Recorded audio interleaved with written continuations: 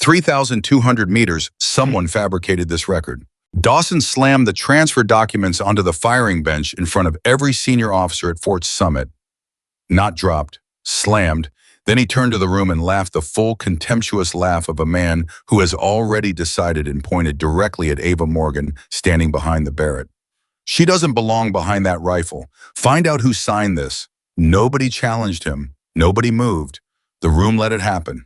But the notation Dawson called fabricated had been verified by a 4-star general, witnessed by 7 soldiers, and earned on a day 6 years ago when 4 Americans came home because of one impossible shot that only she could make. Before we go any further, if you're watching this right now, drop a comment and tell me what city you're watching from. I want to see how far this story travels. And if you haven't subscribed yet, hit that button and stay with us until the very end, because what General Hargrove reveals in Part 3 will leave you absolutely speechless. The wind at Fort Summit did not care about rank. It came down from this western ridge in long, invisible sheets, bending the dry grass along the edges of the firing line and pushing dust across the concrete aprons in slow, spiraling arcs. It was the kind of cold that worked its way through the seams of a jacket and settled into the joints.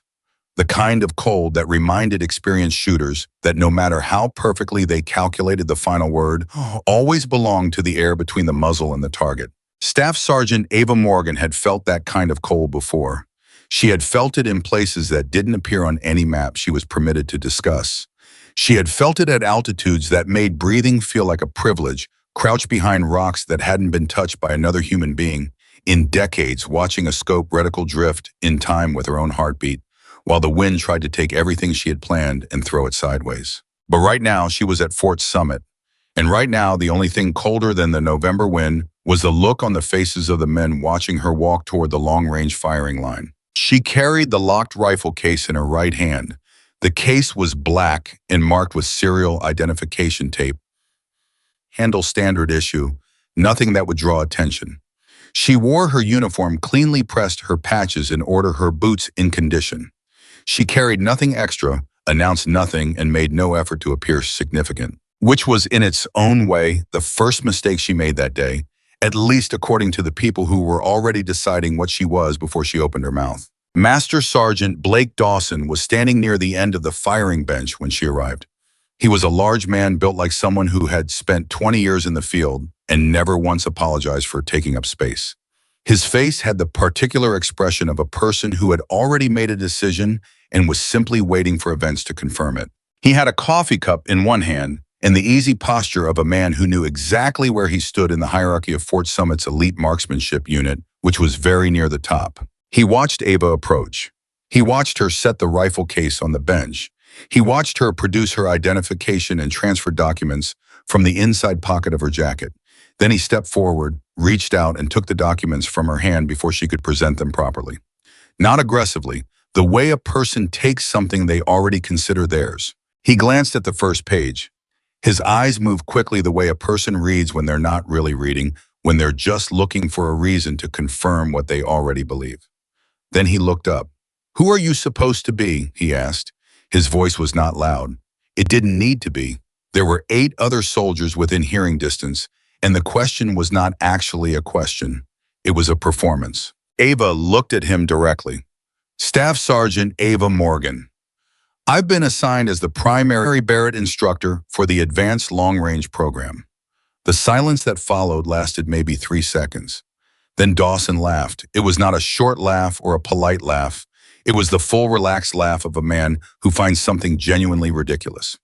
He turned to the soldiers nearby and spread his hands as if presenting an absurdity for their shared appreciation. "Barrett instructor," he said. "Primary." 2 soldiers near the ammunition table started laughing. Another one turned away and said something quietly to the man beside him. The man beside him nodded and smiled. Ava did not change her expression. She reached out and calmly took her documents back from Dawson's hand. He let her take them, still smiling. "Where are you coming from, Sergeant?" he asked in the tone of someone asking a child where they go to school. "My previous assignment is partially restricted," she said. "Right." Dawson nodded slowly, the way people nod when they're not agreeing with anything. "And your qualification scores, your competition record, your long-range certifications, also restricted." He stared at her for a moment. Then he took a slow sip of his coffee and said, "So what you're telling me is we're supposed to take instruction from someone who can't tell us a single thing about where she's been or what she's done." "I'm telling you what's in the documents," Ava said. "What you do with that is above my authority to determine." Dawson's smile faded slightly, not because he was offended, because he had expected her to flinch and she hadn't, and that was mildly inconvenient. Major Ryan Mercer arrived at the firing line 12 minutes later. Mercer was the kind of officer who carried authority like a piece of equipment efficiently without drama, as something that served a function. He was not cruel the way Dawson could be cruel. He was controlled. He operated by information, by record, by evidence. He trusted what could be verified and was professionally skeptical of everything else. He took Ava's documents, examined them carefully, and spent several minutes reading through what he could access. His expression was neutral throughout, which Ava recognized as a bad sign. Neutral, in her experience, meant the person was building a wall. "Your service record is significantly restricted," Mercer said, not accusatorially, simply observationally. "Yes, sir. There's no visible record of competition performance. No official long-range qualification scores accessible to this command. No documentation of previous instructor assignments." He looked up. "You understand how that appears?" "I understand, sir." "Then you understand why I have difficulty assigning you authority over an instructor unit based on documents I cannot fully read." Ava said nothing. She had been in this position before. Not here, not at Fort Summit, but in rooms that smelled like gunpowder and institutional coffee, with men who trusted paper more than presence. She had learned through repetition that arguing her own case in those rooms was like shooting into the wind. The bullet went somewhere, just never where you aimed. Mercer handed her documents back. "Step away from the rifle, Sergeant Morgan. We'll sort out the assignment question before you touch any equipment on this line." Ava reached for the Barrett case. Mercer put his hand up. "I said step away." "Sir," Ava said, her voice measured, "I'm not going to fire it. I'd like to inspect it." "That's not—" "The ballistic computer on that rifle," Ava said, "has an incorrect ammunition temperature input. Whoever ran it last set it for 68 degrees Fahrenheit.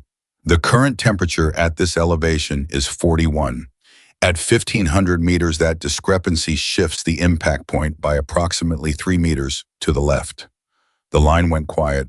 Dawson set down his coffee. Mercer looked at the rifle, then at Ava. His expression did not change, but something behind it shifted, not enough to call it doubt, but enough to call it a pause. "Anyone could make that observation," Dawson said. "It's a common error. You read about it before you showed up to make yourself look smart." Ava looked at him calmly. "Then the demonstration will prove which of us is right." She was not allowed to touch the rifle. The demonstration was scheduled for 90 minutes later, 1,500 meters, 3 rounds. Dawson would shoot. It was supposed to be a standard evaluation of equipment performance scheduled long before Ava's arrival. But now it felt like something else. Now it felt like a verdict being prepared. The crowd that gathered was larger than usual. Word had moved through the installation, the way word always moves through a closed community, faster than the people talking expected, further than the people listening admitted. Soldiers came to watch who had no professional reason to be there. Officers stood at the edge of the range with their arms crossed and their eyes focused downrange. Ava stood to the side watching. Dawson settled behind the Barrett with the practiced ease of a man who has done something 10,000 times. His position was textbook. His grip was correct. His breathing was controlled. He was by every external measure exactly what he presented himself to be: an experienced, skilled, serious shooter. He fired the first round. The report of a .25 caliber rifle is not a sound so much as an event.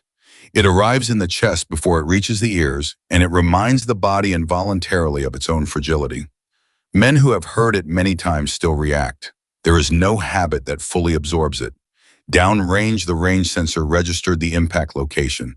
3 meters left of center. Dawson did not visibly react. He adjusted slightly, recalculated, and fired the second round. 3 meters left of center. The third round landed within centimeters of the second. The pattern was perfect. Every shot had gone exactly where the rifle, given the incorrect data, would have sent it, which was precisely where Ava had said it would go. The silence this time was different from the silence earlier. Earlier, the silence had been dismissive, the quiet of people who weren't bothering to take something seriously. This silence had weight. It was the silence of people doing arithmetic they hadn't expected to do. Dawson stood up from the rifle. His jaw was set in a way that communicated nothing, which communicated a great deal. Mercer looked at the impact data. Then he looked at Ava. "Lucky call," he said. The words came out just slightly slower than his usual pace. Not slow enough that anyone could point to it, but slow enough. Anyone who knows cold weather ballistics would have made the same observation, he continued. "It doesn't establish any particular expertise." Ava nodded. "Yes, sir." There was something in the simplicity of her agreement that unsettled Mercer more than argument would have. When people disagree with you, you know where they are. When they agree with you in a voice that doesn't require you to believe in them, you lose your footing slightly without understanding why. Brigadier General Nathan Caldwell had been standing at the far edge of the range throughout the demonstration. He was a compact man with a face that had been in the sun for 30 years and eyes that had learned to look at things more carefully than most people considered necessary. He had said nothing during the confrontation at the bench. He had said nothing when Mercer ordered Ava to step back. He had watched the demonstration with the focused, patient attention of a man who was gathering information before he reached a conclusion. Now he walked toward her. The soldiers in the crowd, recognizing the single star on his collar, made space automatically. Caldwell stopped in front of Ava. "Sergeant Morgan," he said, not warmly, not coldly, simply precisely. "Where did you develop your understanding of extreme-range ballistics?" "My previous assignment, sir. The details are restricted." "I've looked at your file." He paused. "The portions I can access." "Yes, sir." "Most of it I cannot access even with my command credentials." He said this without complaint, simply as a fact. "However, there is one notation, a qualification entry." He looked at her carefully. 3,200 meters, operationally verified. The phrase landed on the range the way a stone lands in still water. Rings moving outward before anyone could stop them. Soldiers who hadn't been paying close attention to the conversation suddenly were. "Yes, sir," Ava said. Caldwell waited for elaboration. None came. "That's a training distance?" he asked. The question had a quality to it that suggested he suspected the answer was no. "I'm not authorized to discuss the context, sir."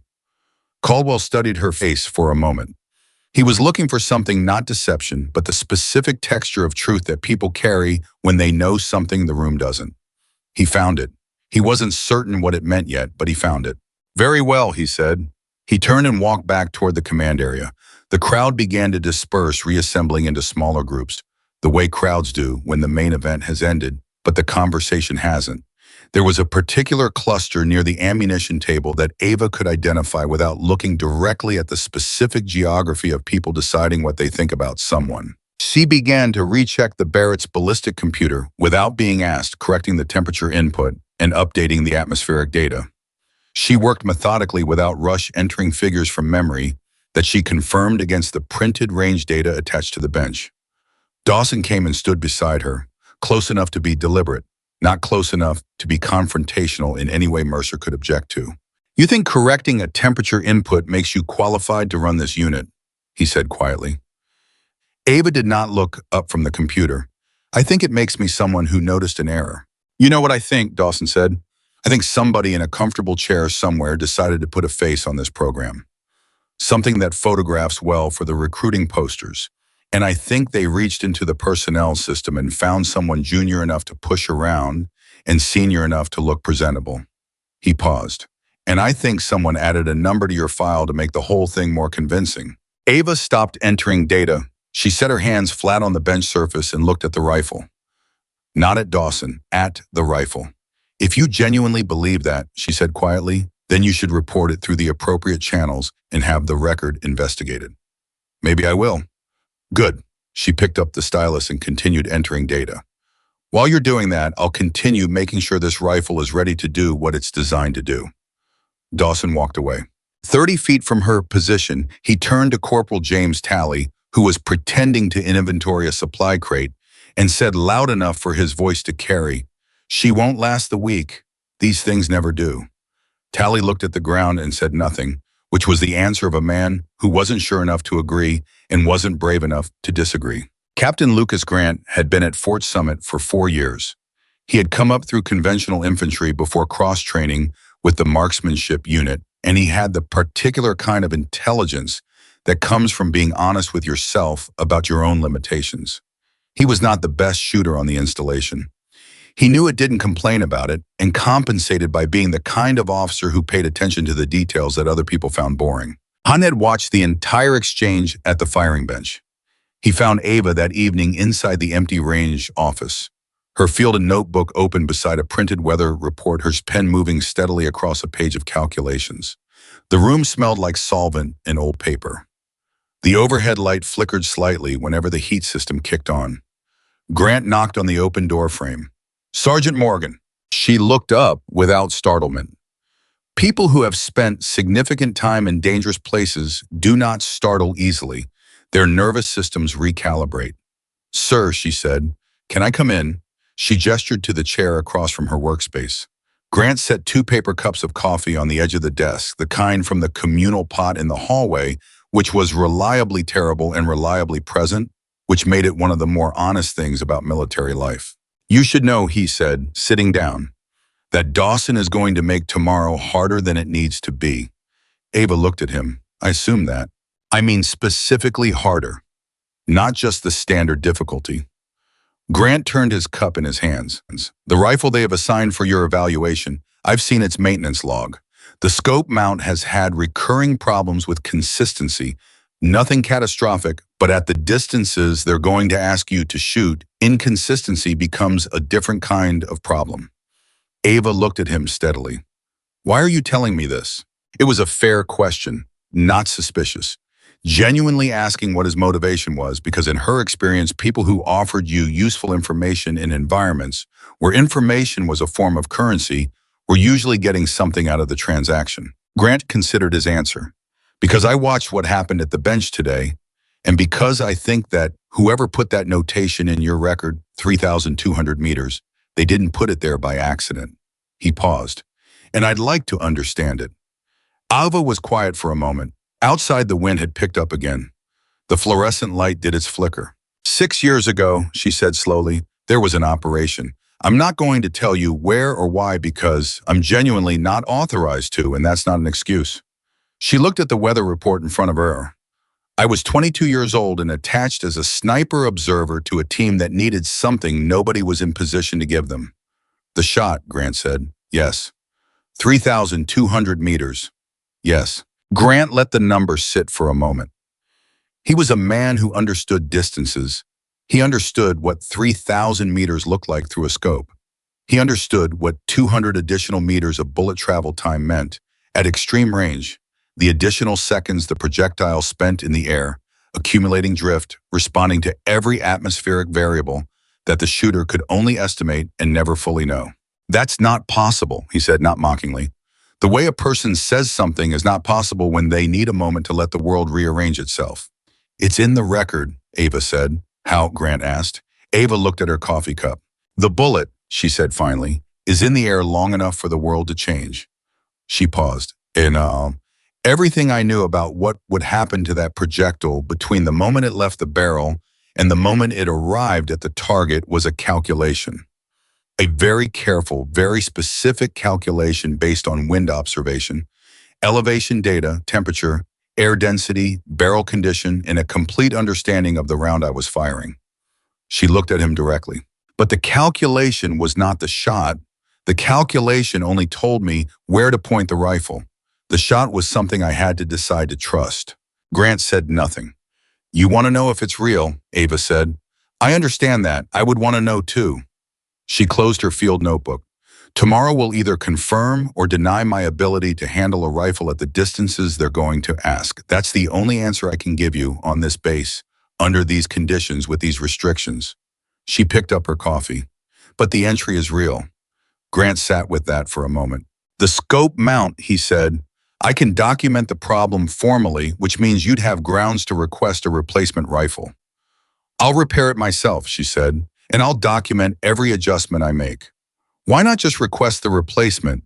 "Because if I report a problem with the equipment before the evaluation," she said, "the first thing Dawson will say is that I'm manufacturing excuses." She looked at him with the specific kind of patience that belongs to people who have spent years anticipating how other people will interpret their actions. I'd rather fix the problem, document the fix, and let the shooting speak. Grant nodded slowly. He stood, took his coffee cup, and moved toward the door. Then he stopped. For what it's worth, he said, the way you corrected that temperature input today, the way you stood there while Dawson said what he said, the way you're sitting here at 9 o'clock doing calculations instead of complaining to anyone who'll listen. He paused. That's not someone who was put in a file for the photograph.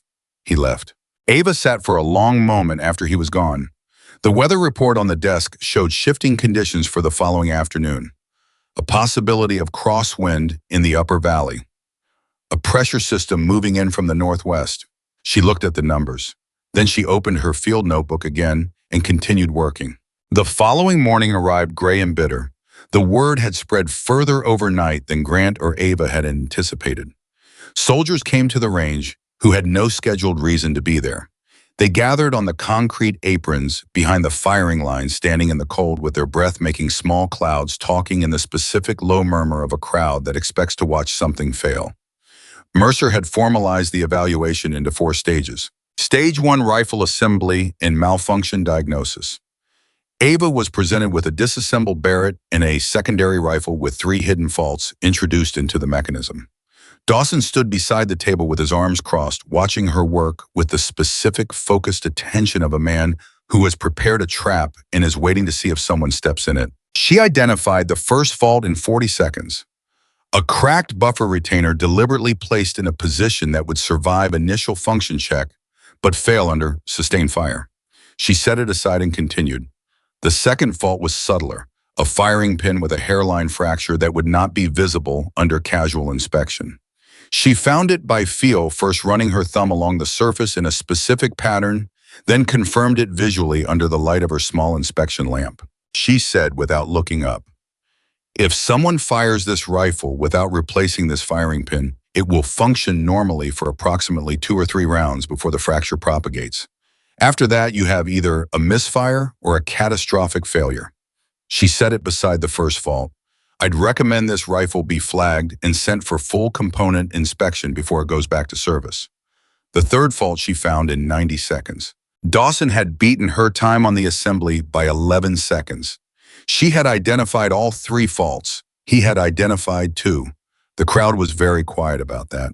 Stage 2, ballistic calculations without digital assistance. They gave her a scenario, specific target distance, specific altitude, specific atmospheric conditions.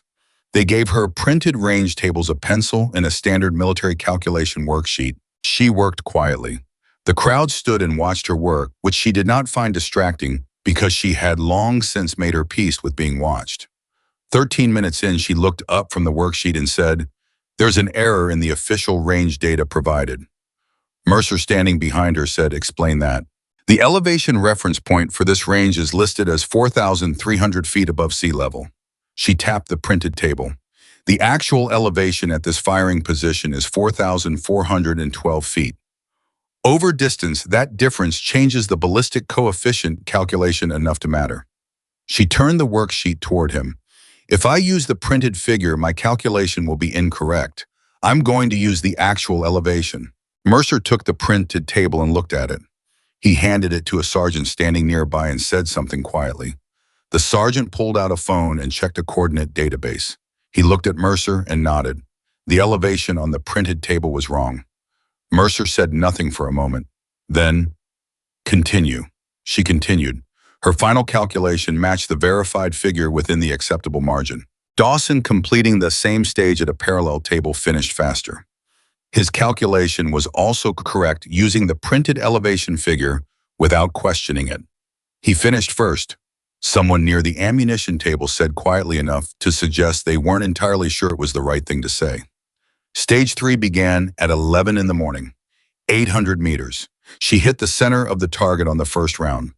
The crowd did not react. That was expected. 1,200 meters. Another center hit. Still quiet. 1,500 meters. The crosswind arrived from the western valley in a series of irregular gusts. Ava watched the grass along the range perimeter for 40 seconds. She watched the mirage pattern rising from the concrete apron. She watched a piece of thermal tape mounted on a distant post. Dawson, standing behind her and to the left, said loud enough for the nearest soldiers to hear, "She's waiting because she doesn't know how to read it." Ava did not respond. She made a small mechanical adjustment to the scope elevation turret and fired. The range sensor registered a center hit. The quiet this time had a different quality, 1,800 meters. Her first round landed outside the scoring circle, a small miss, the worst kind, close enough to be almost right, far enough to count as a failure. Dawson smiled. It was not a happy smile. "There it is," he said, and then louder to the crowd in general. "Too much rifle, too much distance, good try."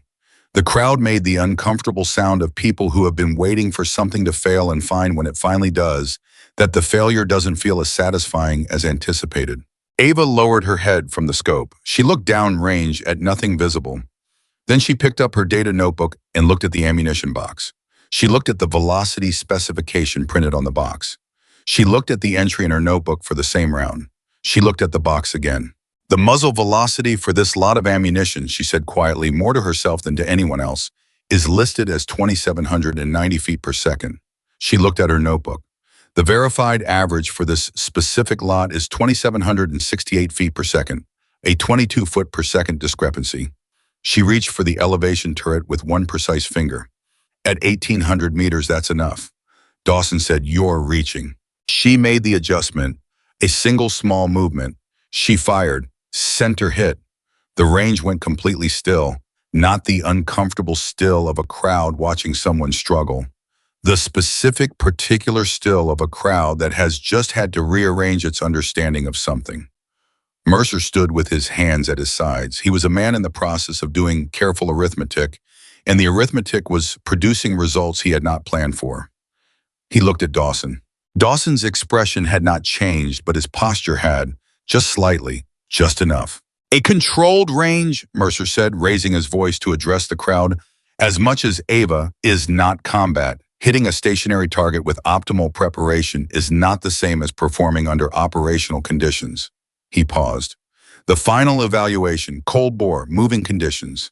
He looked out at the valley. Then he said the thing that made even General Caldwell, standing at the edge of the range, go still. "New distance, 2,100 meters. General Caldwell said major the original evaluation standard." "She accepted the evaluation," Mercer said. "The evaluation includes my authority to adjust conditions." He turned to Ava. 2,100 meters. Mountain crosswind. Cold bore. He looked at her with the expression of a man who has placed his chips on a number and is watching the wheel spin. "If you belong behind that Barrett, Sergeant Morgan, prove it." Ava looked past him. She looked toward the distant mountain ridge where the afternoon clouds were moving in thick and fast and the wind was already beginning to change direction. She said quietly, "I'll shoot, sir, but the mountain decides whether any of us deserve to be confident." Then she settled behind the rifle, and the crowd for the first time all day forgot to talk. The crowd stopped breathing. That is not an exaggeration. When 2,100 meters was announced, there was a collective pause among the soldiers standing on that range. The involuntary suspension that happens when the human mind encounters a number it cannot immediately process in terms of what it means for a human being to attempt. 2,100 meters is not a range that appears in standard evaluation protocols. It is not a distance that most military sharpshooters will attempt in a career, let alone cold bore demonstration with shifting mountain wind in front of a crowd that has already decided the outcome. Ava heard the number. She did not react to it the way the crowd reacted to it, with the visible shock of people confronted with something unreasonable. She absorbed it the way she absorbed all difficult numbers, by immediately beginning to work. She settled into position behind the Barrett and closed her eyes for 3 seconds. Not to pray, not to collect herself emotionally. She was reading the wind through her skin, a technique that sounds poetic until you understand the mechanics behind it. The pressure against the left side of her face, the slight resistance across the back of her exposed neck, the sound of air moving through the dry grass 20 meters ahead of the firing position. She was building a picture of what the air was doing without looking at it, because sometimes the most accurate information comes from the body before the eyes have time to interpret. She opened her eyes. Mercer stood 10 feet behind her with his arms crossed and his face carefully composed into professional neutrality. But his shoulders were set in the position of a man who is waiting to be right. Dawson was further back near the edge of the crowd, which itself was telling.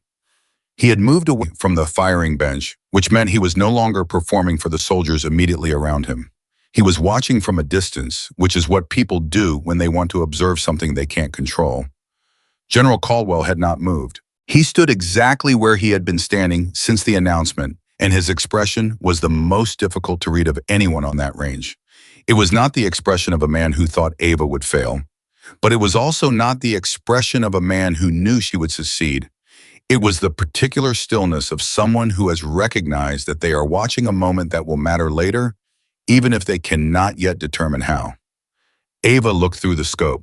At 2,100 meters, the target was a dark shape at the edge of visible resolution, there unquestionably, but reduced to a size that forced the eye to stop relying on instinct and start relying entirely on data. The scope brought it close, but close in optics is not the same as close in reality. The air between the muzzle and that target contained layers. She had to account for the near-ground layer, where the wind was relatively steady, the mid-range layer, where the temperature gradient from the valley created unpredictable movement, and the far-field layer close to the target where the mountain terrain shaped the wind into patterns that no formula could perfectly describe. She began her calculations on the turret adjustments. Not from a chart, from memory and observation cross-referenced against the work she had done in the range office the night before studying the afternoon weather patterns for this specific valley. Captain Grant stood near the command station. He watched her work and said nothing, which was the best thing he could do for her. The clouds that had been moving in from the northwest arrived faster than predicted. Within 6 minutes of Mercer's announcement, the sky above the valley thickened to the point where the light changed the specific dimming that shooters learn to account for because it affects how the eye resolves the target through glass. The wind, which had been irregular but mappable, began behaving in the way that mountain wind behaves when a pressure system accelerates in sudden competing directions, as if two different atmospheres were arguing over the same piece of sky. Dawson's voice came from behind the crowd. She doesn't have the data for this. The conditions have changed from everything she prepared for. Several heads in the crowd nodded. Not because they were agreeing with Dawson specifically, but because what he said was verifiably true. The conditions had changed. The weather system that had moved in was not what the morning charts had predicted. The crosswind was no longer coming from a single identifiable direction. Ava heard him. She made a small adjustment to the scope. Then she waited. Grant leaned slightly toward Mercer and said quietly enough that only Mercer could hear, "Sir, the wind instability." "The evaluation stands," Mercer said. Flat, final. Grant straightened. 3 minutes passed, then 5. Ava hadn't moved. She was behind the rifle in the same position she had taken when she first settled in her body, completely still, her breathing controlled to the point where the only visible movement was the slight rise and fall of her upper back. Her right eye was at the scope. Her left hand was forward on the rifle in the same position it had been in since she assumed the position. Dawson spoke again, louder this time. "She's afraid." He said it with the deliberate clarity of someone who wants to be quoted. "Look at her. She knows she can't make this shot, and she's running out of ways to explain why." A few soldiers in the crowd shifted uncomfortably. Not because they disagreed, some of them did disagree quietly, but because the statement had the specific cruelty of being said in front of someone who could hear it. Ava did not respond. She did not turn around. She did not break position. She did not change her breathing. She watched the grass along the near perimeter of the range. Then she watched the thermal tape on the distant marker post. Then she watched the mirage pattern rising from the valley floor through the lower portion of her scope. 11 minutes had passed since she assumed position. The crowd was restless in the specific way. Crowds become restless when they have been watching stillness for too long. People were beginning to shift their weight, exchange glances, check their watches with the casual interest of people who are starting to wonder when they can leave. Mercer's jaw was tight. Then Ava said one thing. It was barely above a whisper, and most of the crowd didn't hear it. But Grant heard it, and Caldwell heard it, and Dawson, who had been moving closer in the past minute, heard it. She said, "The wind isn't ready." Dawson made a sound, not a word. the sound a person makes when they encounter something so fundamentally different from their own understanding of reality that they don't immediately have language for it. "The wind isn't ready," he repeated, turning to the nearest soldier beside him. Did she just say, "Then the valley changed"? It was not a dramatic change. It was not the kind of thing that would appear in weather data afterward. It was a settling, a brief, decisive moment when the competing pressure systems reached equilibrium and the air for perhaps 4 or 5 seconds moved in a single consistent direction at a calculable speed. Ava fired.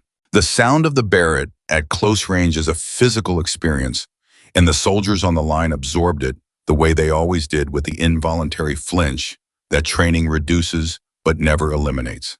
The round left the barrel and entered the air, and the air took it, and for the next several seconds, the only thing anyone could do was wait. Long-range shooting teaches you something about time that ordinary life doesn't.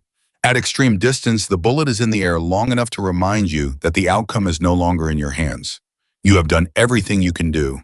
The rest belongs to physics and atmosphere and the specific conditions of a world that doesn't ask permission before it changes.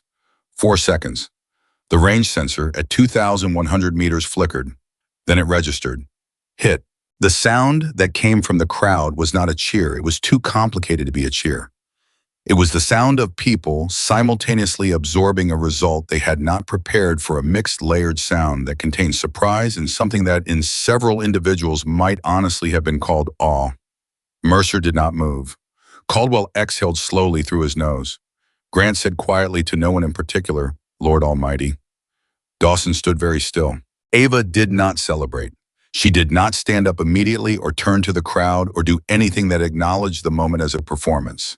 She stayed behind the rifle for another full 10 seconds, going through her post-shot checklist with the same methodical calm she had applied to everything else. Then she stood. She turned around. The crowd parted slightly as her gaze moved across them. Not because she demanded it, but because crowds respond to the specific energy of a person who has just done something that cannot be argued with. Mercer walked toward her. The crowd watched him walk. There was a quality to the watching that was different from before, something that required him to be careful about what he said next, because the soldiers standing around him would remember whatever he said next for a long time. He stopped in front of her. "One shot," he said. His voice was controlled, but controlled in the way that requires effort. "One extraordinary shot does not confirm the entry in your file." Ava looked at him directly. "No, sir," she agreed. "It doesn't. 3,200 meters is a different conversation entirely." "Yes, sir. And you're still not going to tell me about it." "I'm not authorized to, sir." Mercer held her gaze for 3 seconds. Then he turned and walked back toward the command station without another word. But the crowd didn't move for Mercer the way it had moved for him before. The parting was different, and Mercer, who was a perceptive man regardless of his other flaws, noticed. Behind him, Dawson said something to Corporal Tally. Tally didn't respond. Dawson said it again, slightly louder, and Tally looked at the ground and remained quiet. That silence from Tally meant something. Ava picked up her data book and ammunition box and began walking back toward the equipment area. She had gone perhaps 15 feet when a young private, one of the soldiers who had laughed at the firing bench the day before, stepped slightly to the side to clear her path. He didn't speak. He didn't make eye contact. But the small physical courtesy of moving without being asked was the kind of thing that happens when a person's position in a room has fundamentally shifted. She noticed. She didn't react to it, but she noticed. That evening, Dawson found himself alone in the equipment room, doing something he had not expected to be doing, going over the ballistic calculation sheets from the evaluation, looking at Ava's handwritten work. Not to find an error. He had already looked for errors and not found them. He was going over them because he was trying to understand something, and understanding was an uncomfortable process when it required you to revise the assumptions you'd operated on for years. He heard a sound at the door and looked up. Grant stood in the doorway holding a field report. "She's going to be running the advanced program," Grant said. "Caldwell confirmed it an hour ago." Dawson set the papers down. "Caldwell doesn't have authority over my assignment." "He's a general," Grant said. "He's a general who's being manipulated by a narrative," Dawson said. But the certainty that had been in his voice the day before was not fully present. There was something underneath the statement that was working against it. One shot at 2,000 meters doesn't explain a classified notation for 3,200. Grant looked at him for a moment. Blake, he said, using the first name in the way officers do when they're speaking as one person to another, instead of by rank. What would it take? What would it actually take for you to accept that she can do what the record says she can? Dawson said nothing. Because I've watched you for 4 years, Grant continued. I know what you can do behind a rifle. I know what you know. And I know that on some level right now in this room, you know that what she did today is real. He paused. So what would it take? Dawson picked up the papers again. Something I can verify with my own eyes, he said. Grant nodded. He turned to leave. Grant, Dawson said. Grant stopped. Did she know before she fired the second to last round? Did she already know the ammunition velocity was off? Grant looked at him for a moment. She told me about the ammunition lot variance last night. He said she'd already checked it. Dawson absorbed this. She let it play out, he said slowly. She already had the answer, and she let you all watch her appear to miss before she corrected it. I don't think she let anything play out, Grant said. I think she fired, assessed the impact, identified the cause, corrected, and fired again. In sequence, exactly the way the evaluation is supposed to work. He paused. The difference is that she did it faster than anyone expected, with equipment that had a known flaw on a round with a documented variance in crosswind conditions. He looked at Dawson directly, and she still hit. Grant left. Dawson sat alone in the equipment room for a long time. The papers were still in his hands. Ava's calculations written in the precise, dense shorthand of someone who has done this work so many times that it has become its own language. He could read it. He was good enough to read it. And reading it, he could follow the logic at every step, which meant he could not find a place where she had been lucky. This was deeply uncomfortable.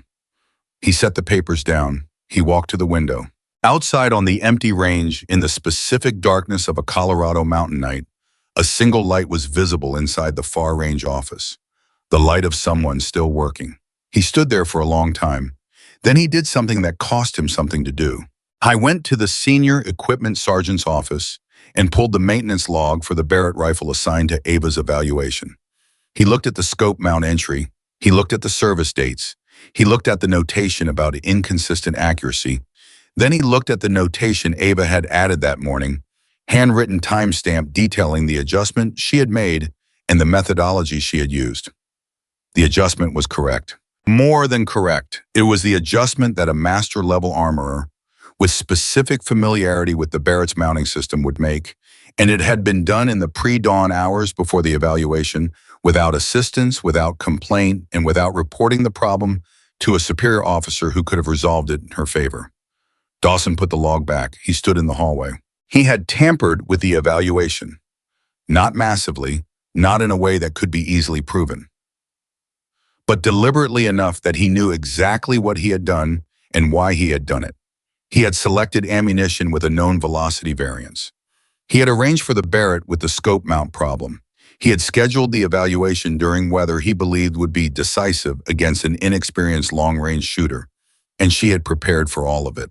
Not because she knew he'd done it, but because she prepared for everything.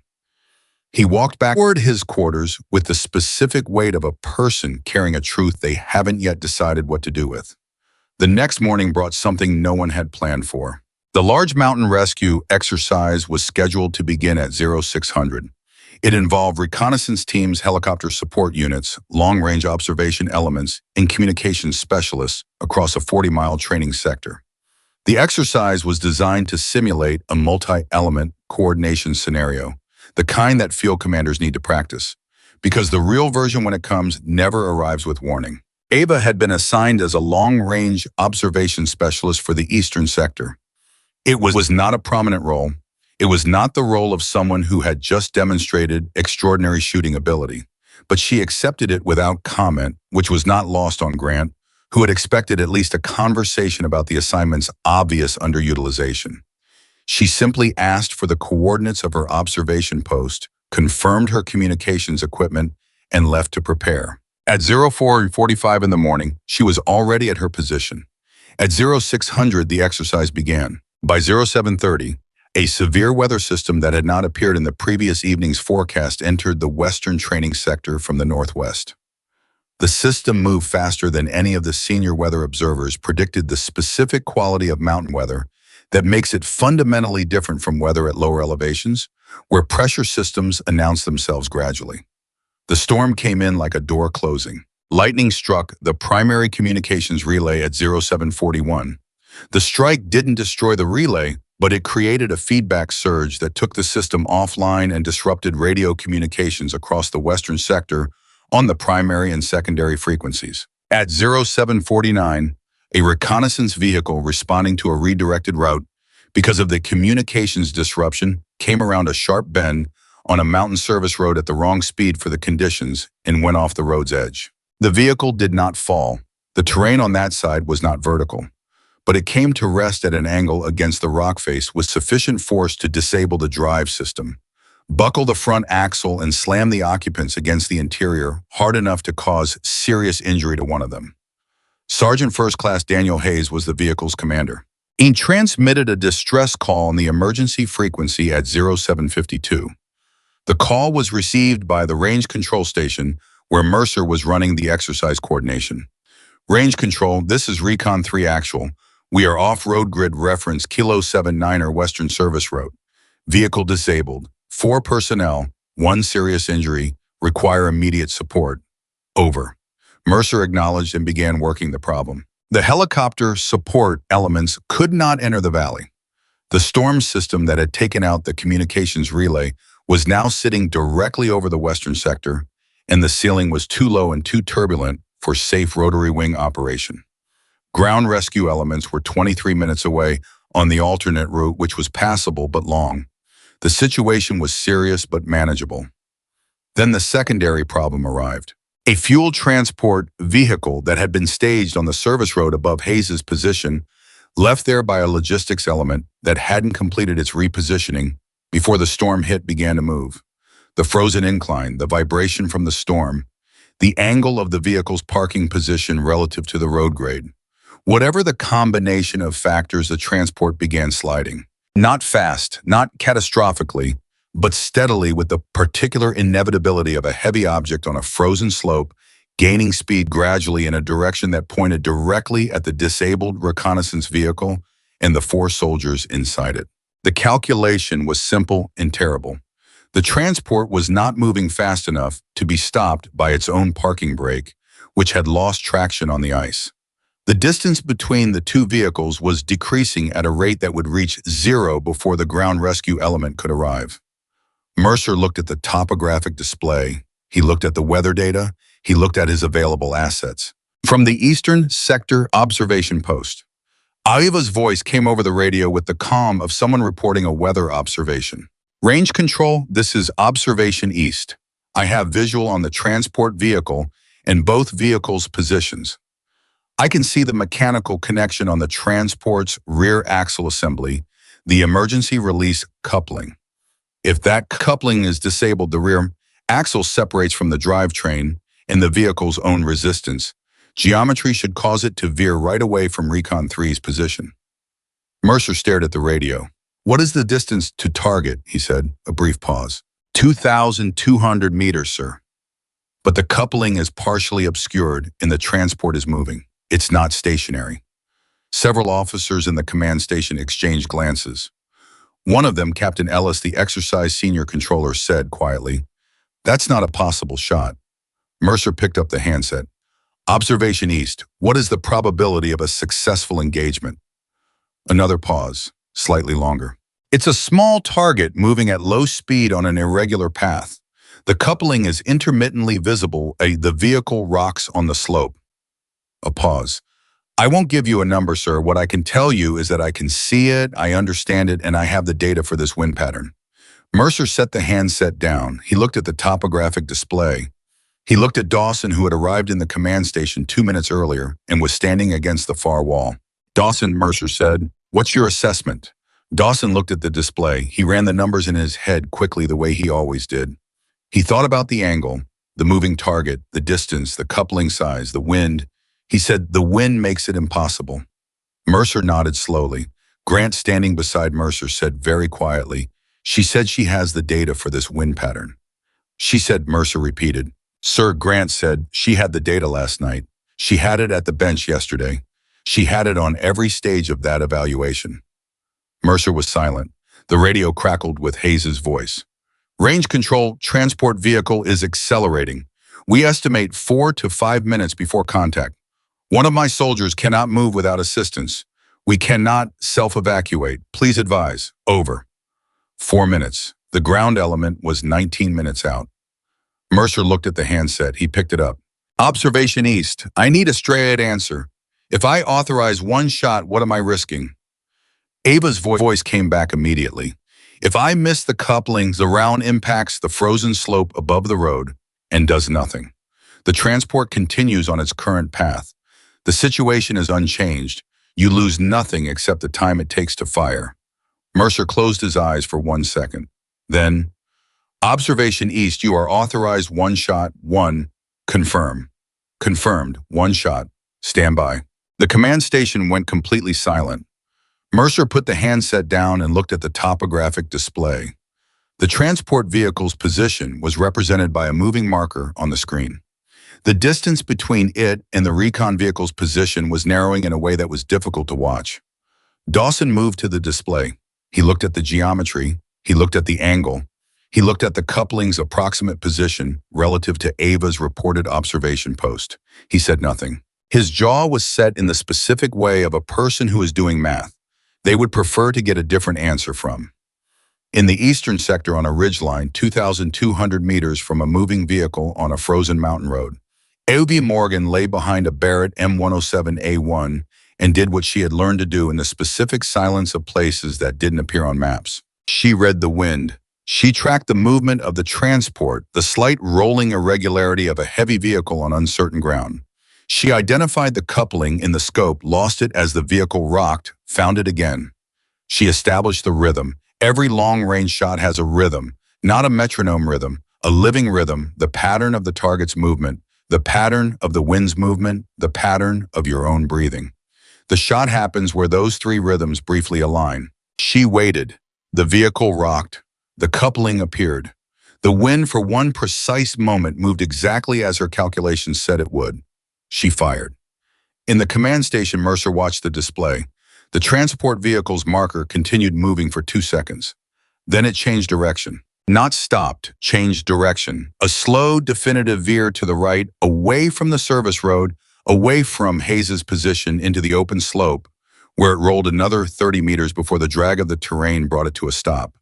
The command station remained silent for a full 3 seconds. Then Hayes's voice came over the radio. Range control, Recon 3. Transport has diverted. We are clear. Repeat, we are clear. Grant put his hands on the edge of the display table and leaned on them. Ellis, the exercise controller, looked at Mercer with an expression he was not entirely able to manage into neutrality. Mercer stood very still. Dawson walked to the back of the command station and stood facing the wall map with his arms at his sides. He stood there for a long time. When he turned around, his face had changed. Not softened, changed. The way a face changes when the argument you've been making to yourself finally runs out of available responses. He looked across the room at no one in particular and said in a voice that was quiet enough that it was clearly not intended for the room, "She read the wind." Grant looked at him. Dawson said it again, slightly louder, as if he needed to hear it out loud to confirm it was a real thing he was saying. "She read the wind on a moving target at over 2,000 meters. He paused. In a mountain storm. Nobody responded to him, but everybody heard him. Mercer turned from the display and picked up the radio handset again. He held it for a moment, then he set it back down. He walked to his chair at the command station and sat down. He did not look at anyone. He looked at the display where the position markers showed the rescue ground element closing on Hayes's position. The situation resolved, the crisis reduced to paperwork. He looked at the notation he had written on the evaluation report draft that morning before the exercise, before any of this. He had written demonstrates competent long-range shooting ability. Recommend reassignment review pending further evaluation of command-level qualification. He pulled the report toward him. He looked at what he had written for a long time. Then Dawson said something from the back of the room that no one expected. "Mercer," he said, his voice was different. The performance was gone from it. "She's been right every time." Mercer looked up. At the bench, the temperature calculation, the ammunition velocity, The scope mount, I know about the scope mount. Dawson's voice did not waver, but the effort of keeping it level was visible. She fixed the problem I created, and she didn't report it, and then she outperformed everyone on the range. He paused. And now this. The room held. What are you saying? Mercer asked. Dawson looked at the floor for a moment, then at Mercer. I'm saying that whatever is in her file, whatever that notation means, we have not been giving her the evaluation she deserves. He stopped. We've been giving her the evaluation we wanted to give her, which is a different thing. The room was very quiet. Mercer picked up the evaluation report. He looked at what he had written. He set it down. He looked at Grant. Grant looked back at him with the specific expression of a person who has been waiting for this and is not going to say, I told you so, because the moment is larger than that. At that moment, the radio crackled again. Range control, this is Recon 3 actual. Hayes again. His voice was steady now, the crisis behind him, but there was something in it, a quality of deliberateness, as if he had thought about what he wanted to say and was choosing each word carefully. Range control, I want to go on record. Whoever made that shot on the transport coupling, I'd like their name. Over. Mercer picked up the handset. He looked at the call sign written on the position log. He pressed transmit. Recon 3 range control, observation east. Staff Sergeant Ava Morgan. He paused. Over. A silence on the frequency. Then Hayes said, copy that. I'd like to shake her hand. Over. Mercer set down the handset. He picked up the evaluation report one more time. This time he turned to the summary page, crossed out what he had written, and began again from the beginning. Hayes's voice was still on the radio when Dawson walked out of the command station. Nobody stopped him. Nobody called after him. He simply moved to the door, pushed it open, and went out into the cold, and the door closed behind him, and the room let him go because everyone in it understood that some things need to be processed alone before they can be discussed in company. Grant watched the door for a moment. Then he looked back at Mercer, who was still sitting at the command station, with the evaluation report in front of him, and the specific expression of a man who has been given a gift he doesn't entirely know how to receive. The ground rescue element reached Hayes's vehicle at 0914. The injured soldier, Private First Class Marcus Webb, 23 years old from a small town in eastern Tennessee, had a broken collarbone and 2 cracked ribs from the impact. He was in pain and had lost some color, but he was conscious and coherent, and when the medic got to him, he grabbed the medic's sleeve and said, "Is everyone else okay?" That was the first thing he asked, not about himself, about the others.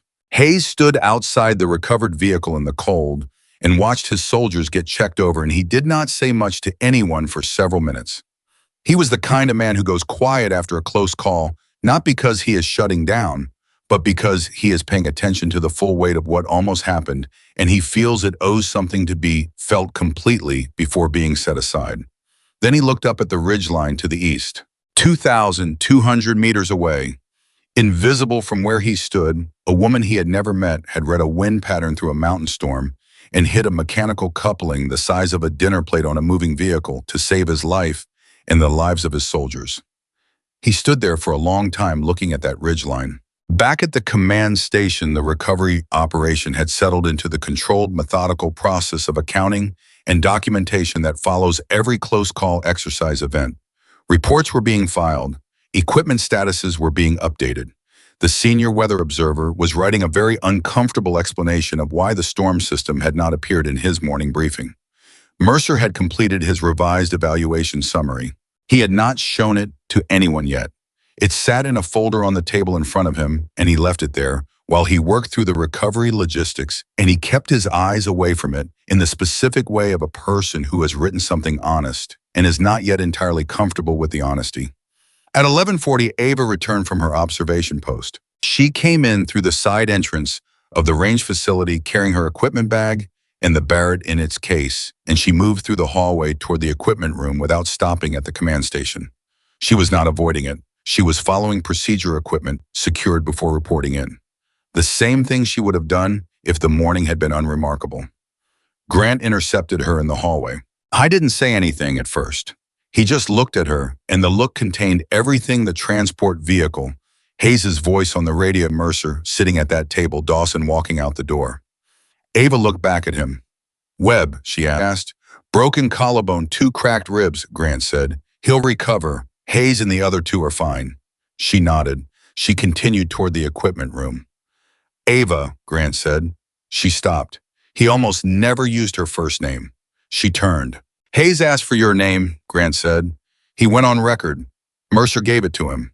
Something moved across Ava's face. It was brief, not quite emotion, but the shadow of emotion, the place where a feeling passes through a person who has learned to keep most of what they feel below the visible line. Then it was gone. Good, she said simply. She turned and continued toward the equipment room.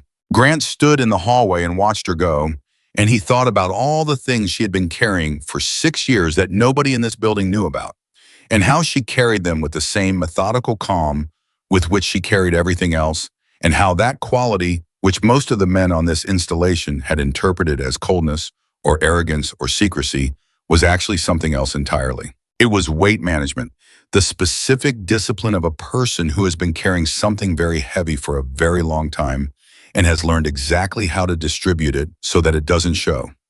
At 1300 hours, General Caldwell called a formal debrief. The debrief was attended by Mercer, Grant, Dawson, the exercise control staff, and Ava. They sat around the long table in the main briefing room, and Caldwell stood at the head of it with his hands clasped behind his back, and he went through the morning's events in the precise sequential manner of a general officer conducting a post-incident review. He covered the communications relay failure. He covered the reconnaissance vehicle's crash. He covered the transport vehicle's movement in the window of available response options. He covered the ground rescue element's timeline. Then he paused. He looked at Ava. At 0822, he said, Observation East engaged the transport vehicle's emergency release coupling at a verified distance of 2,240 meters under mountain storm conditions with a moving target. The engagement succeeded. He paused again. Staff Sergeant Morgan, I want that shot in the training record, fully documented with your methodology. Yes, sir, Ava said. Caldwell nodded. Then he looked at the folder in front of him. It was not the evaluation report. It was something else, a printed communication with a security classification banner across the top, which most of the people at the table could see but not read from their distance. During last night's secure communications review, Caldwell said, I transmitted an inquiry regarding a notation in Staff Sergeant Morgan's service record. The notation reading 3,200 meters operationally verified. He looked up from the folder. I received a response this morning. The room was very still. Mercer looked at the folder, then at Caldwell. What kind of response, sir? Mercer asked. The kind that requires a conversation in person, Caldwell said. He checked his watch. Which means we wait, he said. He closed the folder. Nobody at the table spoke for a moment. Then Dawson, who had not said anything since entering the briefing room, looked directly at Ava and said, How did you read the wind on that transport? The storm system had disrupted every pattern we had data for. The room turned toward him slightly. The question was not hostile. It was something else, the direct technical curiosity of a shooter asking another shooter a question they genuinely need the answer to. Ava looked at him, seemed to be evaluating something. Not whether to trust him, that was a more complicated question with a longer answer.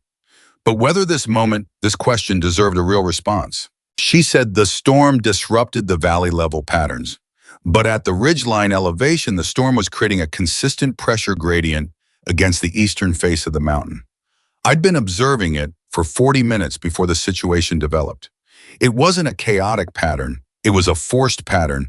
The storm was actually making the wind more predictable at that elevation, not less. Dawson absorbed this. You knew that before the call came in, he said. I knew the wind pattern, she said. I didn't know there would be a call.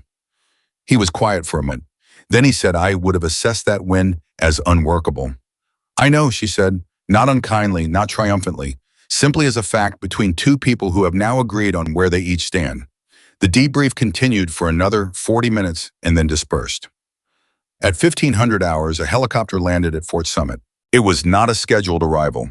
The range staff saw it come in and noted the tail number, and nobody recognized it, which at a military installation creates a specific quality of attention, not alarm, but heightened awareness. People began to drift toward windows. The passenger who stepped off the helicopter was a tall man, older in civilian clothes.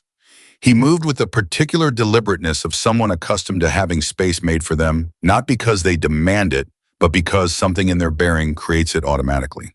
He carried himself the way people carry themselves when they have spent a very long time in positions of genuine consequence and have stopped needing to perform authority because they simply have it. Two of the range staff who had served in the previous decade recognized him before anyone else did. One of them said quietly, "That's Hargrove." The other one looked again. "General Hargrove, retired 4 stars." The first soldier paused. "Why is Samuel Hargrove at Fort Summit?" The answer to that question moved through the building faster than the helicopter had moved through the air. Caldwell met Hargrove at the entrance to the range facility. They shook hands with the ease of men who have known each other for years and have a foundation of mutual respect that doesn't require maintenance. "Samuel," Caldwell said. Nathan, Hargrove said, "Let's not make this take longer than it needs to." "No," Caldwell agreed. "Let's not." Hargrove asked to see Ava first, alone, before any formal assembly. Caldwell nodded and sent Grant to find her. Grant found her in the equipment room, cleaning the Barrett's bolt assembly with the focused patience of someone who does detailed work as a form of thinking. He said, "There's a retired 4-star who just landed. He's asking for you specifically." Ava's hand stopped. She looked up. "What's his name?" she asked. Grant told her. She set the bolt assembly down on the cleaning cloth. She was quiet for a moment, in a way that was different from her usual quiet. This was not the composed stillness of a professional maintaining control. This was the stillness of someone who has just heard a name that belongs to a part of their life they have kept in a separate room for 6 years, and that name has just opened the door. She said, "Where is he?" Hargrove was standing in Caldwell's office when Ava walked in. He turned from the window when the door opened. He was 63 years old with gray hair cropped close and the face of a man who had made difficult decisions for decades and had done most of them without apology and carried the weight of the ones that required apology without putting it down. When he saw Ava, something in his expression changed. Not dramatically. He was not a man who changed dramatically.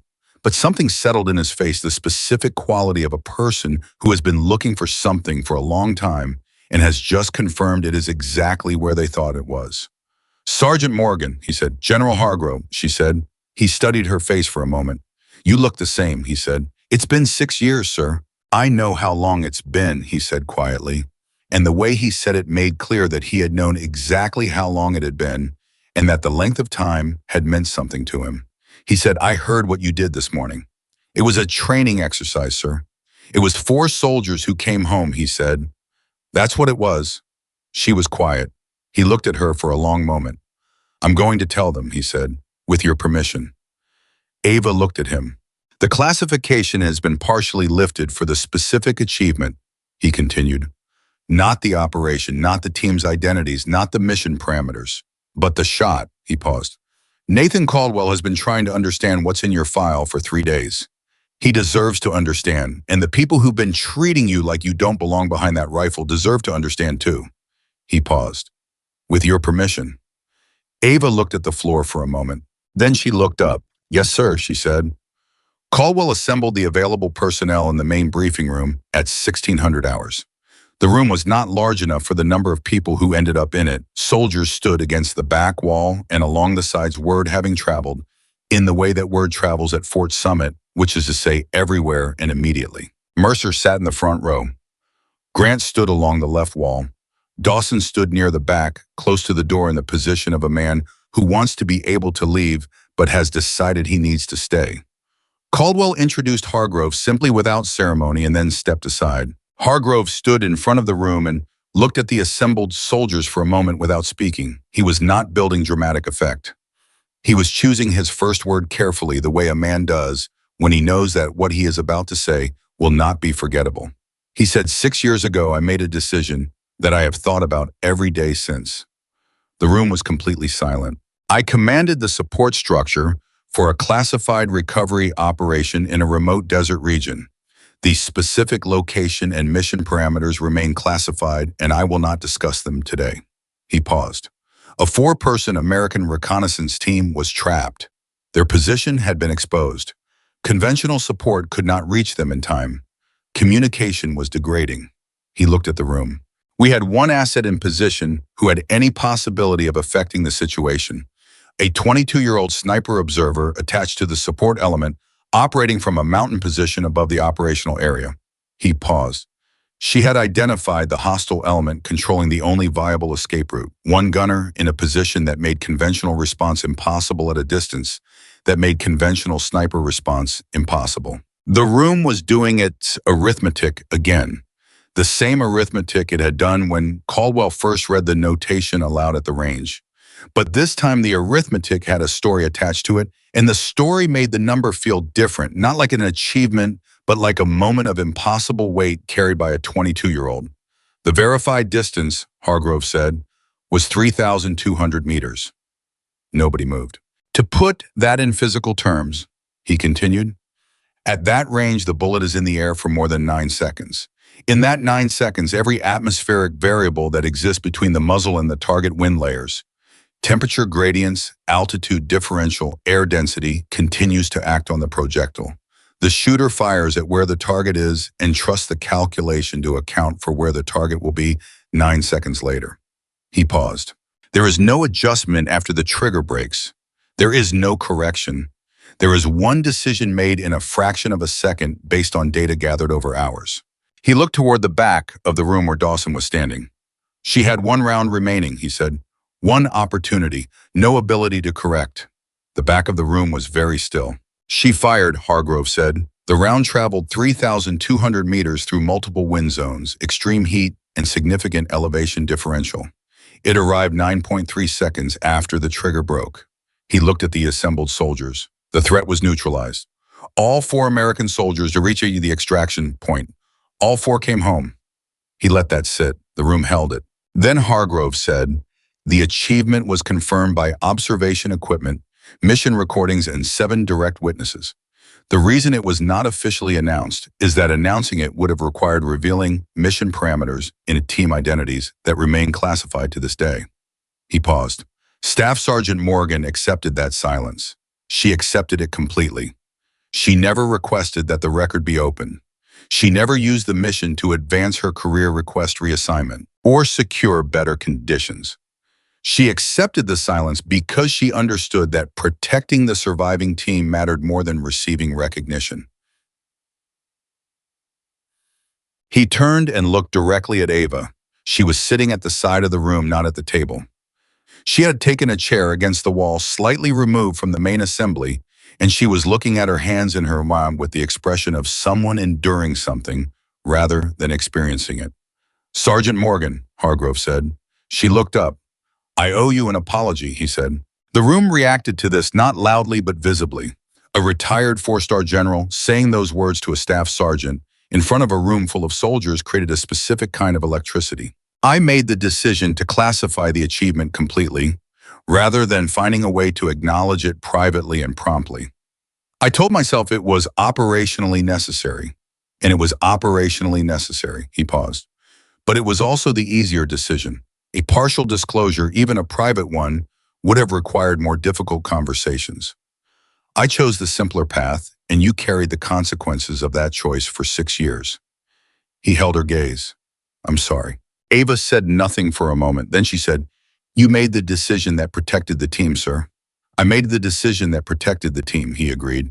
That doesn't mean it didn't cost you something. Something moved across her face, the same thing that had moved across it in the hallway when Grant told her Hayes had asked for her name. Brief and then contained. No, sir, she said quietly. It cost something. The room held that exchange like a vessel holds water carefully without spilling. Then the door at the back of the room opened. The soldier who opened it was not one of the Fort Summit personnel. He was older, in his mid-40s, with a face that had the specific weathering of someone who has spent years outdoors in demanding conditions. He was wearing civilian clothes, jeans, a jacket, boots. He was not in uniform. But Hargrove turned toward him immediately, and Ava, who had been looking at her hands again, looked up. And for one moment across the length of that briefing room, 2 people looked at each other who had not been in the same room in 6 years, and the look between them contained a kind of recognition that has nothing to do with seeing someone's face and everything to do with knowing someone's story. Sergeant First Class Daniel Hayes walked into the room. He had come from the medical facility where Marcus Webb had been settled. He had handed Webb off to the medics and signed the paperwork and stood outside for a few minutes doing what he always did after a close call, accounting for everything, making sure all 4 of his people were accounted for. And then he had driven directly to the range facility because Caldwell's aide had told him that something was happening there that he needed to be present for. He stopped near the front of the room. He looked at Ava. She looked at him. He said, "I know you." The room reacted again, the electric shift of people who realize they are watching something that has history behind it. Ava said, "Sergeant Hayes." He looked at her for a long moment. Then he looked at the room, at Mercer in the front row, at Grant along the wall, at Dawson in the back. "I was one of the 4, he said, not to Hargrove, to the room. "I was the team leader 6 years ago." He paused. "We were in a position that had no solution. We had been in that position for 11 hours, and we had exhausted every option we had, and we were running out of time and running out of options, and we knew it." He stopped. His voice was steady, but the steadiness required something from him. Then the threat was gone. One moment it was there, and the next it wasn't, and we ran. And we made the extraction, and we came home. He looked at Ava. "I didn't know who," he said. "I was told it was a classified support element. I was told not to inquire further. I've followed those instructions for 6 years," he paused.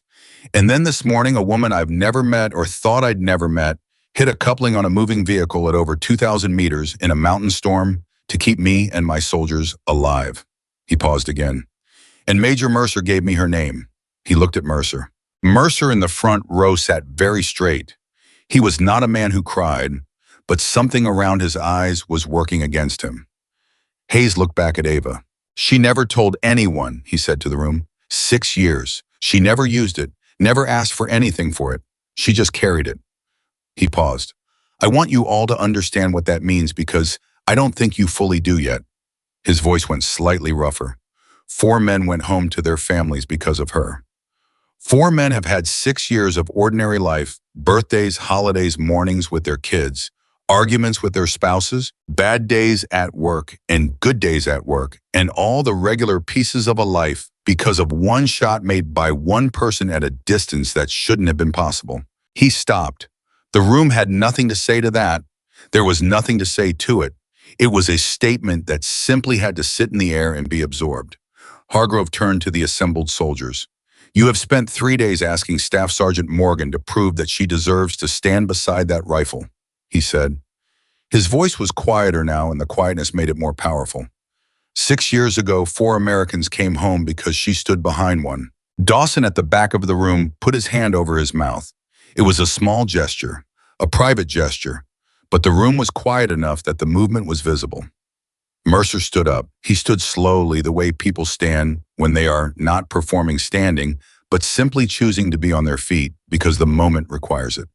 He turned and looked toward Ava against the wall. He said, "I judged you by the missing pages," he said, "instead of the discipline you demonstrated in front of me." He paused. "I was wrong."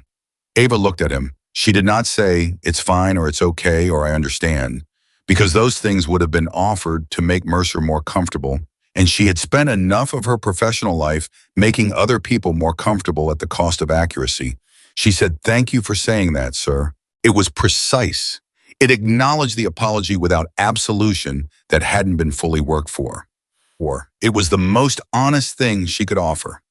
Mercer nodded. He sat back down. Grant along the left wall looked at the floor for a moment and then looked up and blinked several times in rapid succession, which was the closest Grant ever came to showing that something had gotten through. Then Hayes crossed the room. He stopped in front of Ava's chair and looked down at her, and she looked up at him, and he extended his hand. She took it. He gripped it the way a person grips the hand of someone to whom they owe a debt they cannot repay, which means they grip it completely, and they hold it for a moment longer than a handshake usually lasts. "Thank you," he said, just those 2 words. No rank, no formality, nothing elaborate. The 2 plainest words in the English language, carrying all the weight of 6 years of ordinary mornings that almost didn't happen. Ava's jaw was tight. She said, "You came back." It was a strange thing to say to someone you've never met, but Hayes understood it immediately the way the specific kind of people who have lived through specific kinds of things understand things that wouldn't make sense to anyone else. "We came back," he said, "all 4 of us." She nodded. The grip released. Hayes stepped back. Hargrove looked at the room. The room looked back at him with the collective expression of people who have been changed by something and are beginning to understand the shape of the change. Hargrove said, "The achievement will be entered into the training archive. The full documentation of the shot methodology, atmospheric data verification records will be available to the advanced marksmanship program. Sergeant Morgan's name will remain on the classified record." He paused. "She has been asked if she wants this made public, and she has declined." A few heads turned toward Ava. She was looking at Hayes. Hargrove said, "The only lesson that needs to travel beyond this room is the one that should have been obvious from the beginning." He looked across the assembled soldiers. "Real capability does not always carry visible credentials. The pages missing from a record are not evidence of absence. They are sometimes evidence of things too significant to be easily listed." He paused. Then he said the thing that settled into the room and stayed there. "This woman was 22 years old when she did the impossible, and she spent 6 years being treated as if she had done nothing, and she responded to that treatment by doing it again this morning." He looked at each of the senior officers in turn, Caldwell Mercer, and then at the back of the room, Dawson. "I want you to think very carefully about what that says about her. And then I want you to think equally carefully about what it says about us." The room was very still. Dawson had lowered his hand from his mouth. He was looking at the floor. His face had the quality of a person doing internal work. The kind of work that doesn't show neatly on the surface but is happening underneath in ways that will eventually change what the surface looks like. Caldwell looked at Ava. She was still looking at Hayes, who had moved to stand along the wall nearby, and her expression had shifted into something that the people in that room had not seen on her face in 3 days. Not triumph, not vindication. Something quieter and more complicated, the expression of a person who has been carrying something alone for a very long time and has just for the first time set it down in a room full of people and found that the room did not collapse under the weight. She had carried the 200-meter shot like a secret burden for 6 years. Not because she was ashamed of it, because she was protecting something larger than herself, and protecting it had required her to be smaller than she was in every room she entered for 6 years. Now the room knew, and the weight was still there. It would always be there, the specific weight of a 9-second bullet flight and everything that came after it. But it was no longer hers alone, and that it turned out made all the difference. The briefing room emptied slowly. Not the way rooms empty when a meeting ends and people are ready to move on to the next thing. It emptied the way rooms empty after something significant, gradually in small groups, with the particular reluctance of people who are not yet finished processing what they've just experienced and don't entirely trust themselves to speak normally yet. Hayes was the last non-Fort Summit person to leave. He stopped at the door and looked back at Ava one more time, and she gave him a small nod and he returned it, and then he was gone and the door closed and the room was left with the people who had to figure out what happened next. What happened next turned out to be silence. Caldwell stood at the head of the table with his hands flat on the surface, looking at nothing in particular. Mercer sat in his chair in the front row with the revised evaluation report on his knee, holding it the way people hold things when they are done with the activity that required the object but haven't yet decided what to do with it. Grant was still against the left wall, and his expression had the quality of someone who is trying very hard not to be the first person to speak. Because the first person to speak after something like this defines the register of everything that follows. Dawson was still in the room. That surprised people. They had expected him to leave during the shuffle of the room emptying, to be gone by the time the last soldier filed out, to have made the decision to process this privately that he had made after the command station that morning. But he had not moved from the back of the room. He was standing exactly where he had been standing when Hargrove said the thing about what it says about us, and he had the look of a man who has decided to stay because leaving would be dishonest. Caldwell looked up. He looked at Mercer, then at Grant, then at Dawson, then he looked at Ava. She was still in her chair against the wall. She had not moved to the table. She had not assumed a position of prominence in the room, which she could have done now, which she had earned the right to do, but which was not apparently something she was interested in doing. Caldwell said, "Sergeant Morgan, what do you need right now?" The question surprised her, not because it was unwelcome, but because in 3 days at Fort Summit, nobody had asked her that. She looked at him. Then she said, "I'd like to know what happens to the evaluation report. It will reflect your full performance." Caldwell said. Accurately. And the program assignment. That stands, Caldwell said. You'll lead the Extreme Range Marksmanship and Rescue Support Program, effective as of this week. She nodded. One condition, she said. Caldwell waited. Trainees will be evaluated on a single standard, she said, transparent, documented, and identical for every person who enters the program. No adjustments based on rank, gender, age, or previous awards. No exceptions. Agreed, Caldwell said immediately. A pause. Then Ava looked toward the back of the room, toward Dawson. Dawson looked back at her. The room felt the specific charge of two people who have been in direct opposition for 3 days now, looking at each other without the armor of an ongoing argument between them. Dawson straightened slightly, not from discipline, from something harder to name. He said, I need to tell you something. His voice was the quietest it had been in 3 days. All the performance was gone from it. What remained was the voice of a man speaking carefully, because he understands that what he says in this moment will define to some degree who he is. He said, the scope mount on the evaluation, Barrett. I arranged for that rifle to be assigned to you. I knew about the mount problem. The room's temperature changed. Mercer turned in his chair. Grant straightened away from the wall. Caldwell said nothing, but his hands on the table went very still. Dawson did not look at any of them. He looked at Ava. The ammunition, he continued.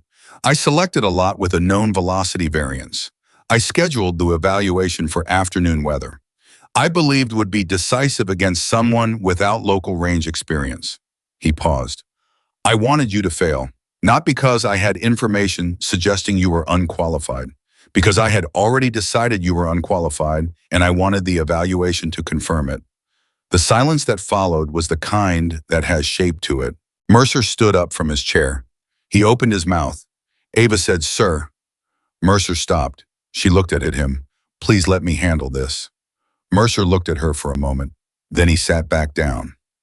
The specific deference of a man who is learning in real time that giving someone authority means giving them actual authority and not just the word. Ava looked at Dawson. Dawson looked back at her with the expression of a man who has placed himself in front of a firing squad and is refusing to flinch, not because he thinks he'll survive, but because flinching would be the final dishonesty in a sequence of dishonesties he is trying to end. She said, Why are you telling me this? He said, Because not telling you would be the same thing I've been doing for 3 days. Making decisions about your situation without giving you the information you need. She looked at him for a long moment.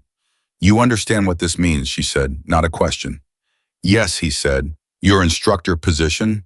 Potentially more. Yes, he said again. Same tone, no deflection. She was quiet. The room waited. Then she said something that nobody in that room expected. She said, I'm not going to report the specifics of what you just told me. Mercer said, Sergeant Morgan, I'm going to report that the evaluation conditions contained irregularities that I identified and corrected. She said, still looking at Dawson. The equipment record already shows my corrections time-stamped. She paused. What I'm not going to do is use your admission to end your career. The room was completely still. Dawson's expression went through several changes in rapid succession, the specific sequence of a person receiving something they did not expect and do not entirely know how to process.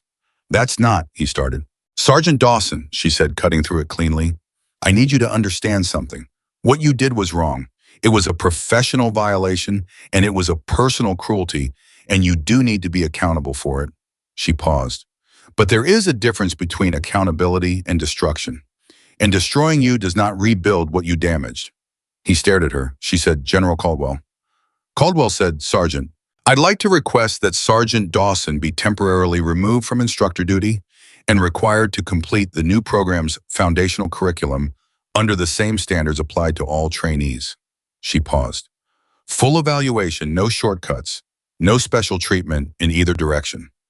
Caldwell was quiet for a moment. He looked at Dawson. Dawson looked at the floor. Then Caldwell said, done. Mercer looked at Ava with the expression of a man encountering a logic he recognizes as superior to his own and is doing the work of actually accepting that.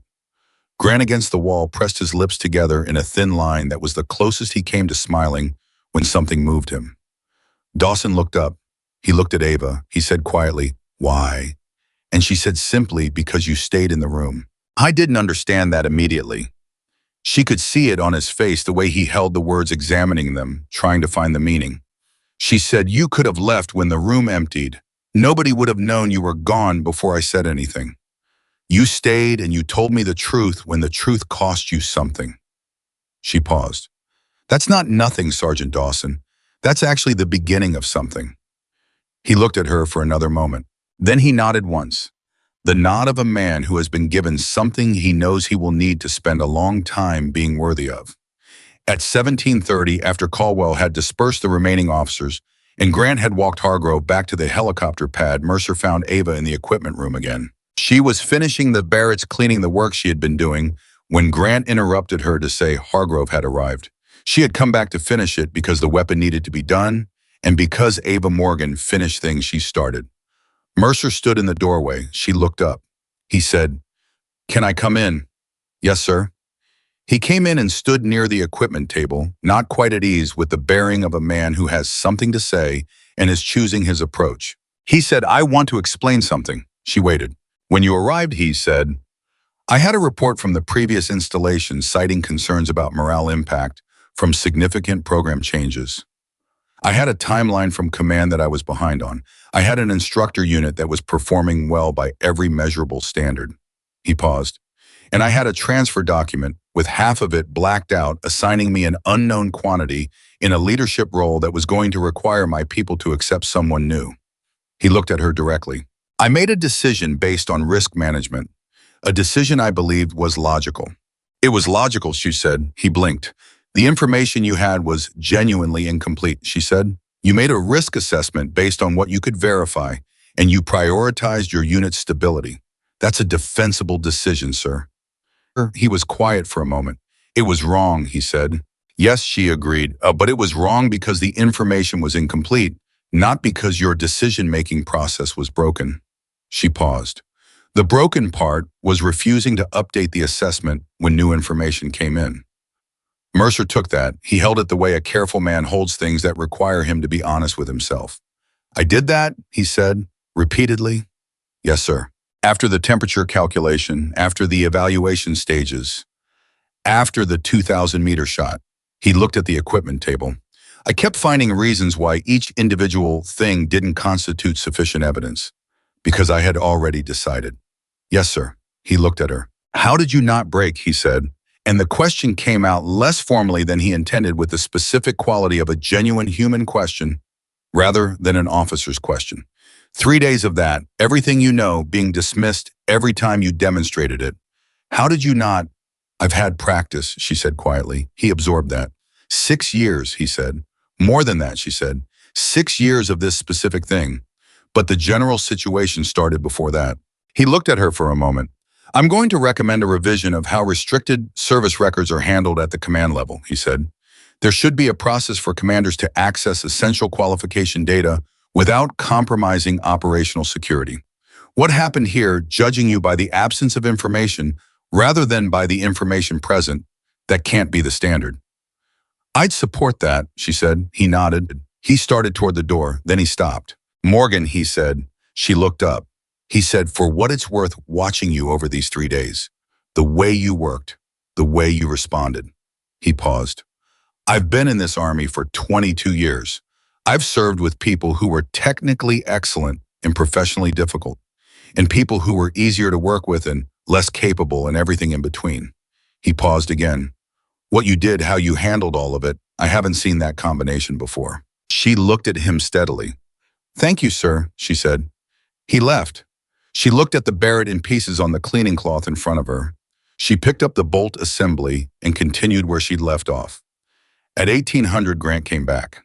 He had been gone for 2 hours dealing with the administrative aftermath of the morning's exercise incident reports, equipment status, updates, the weather observer's uncomfortable debrief.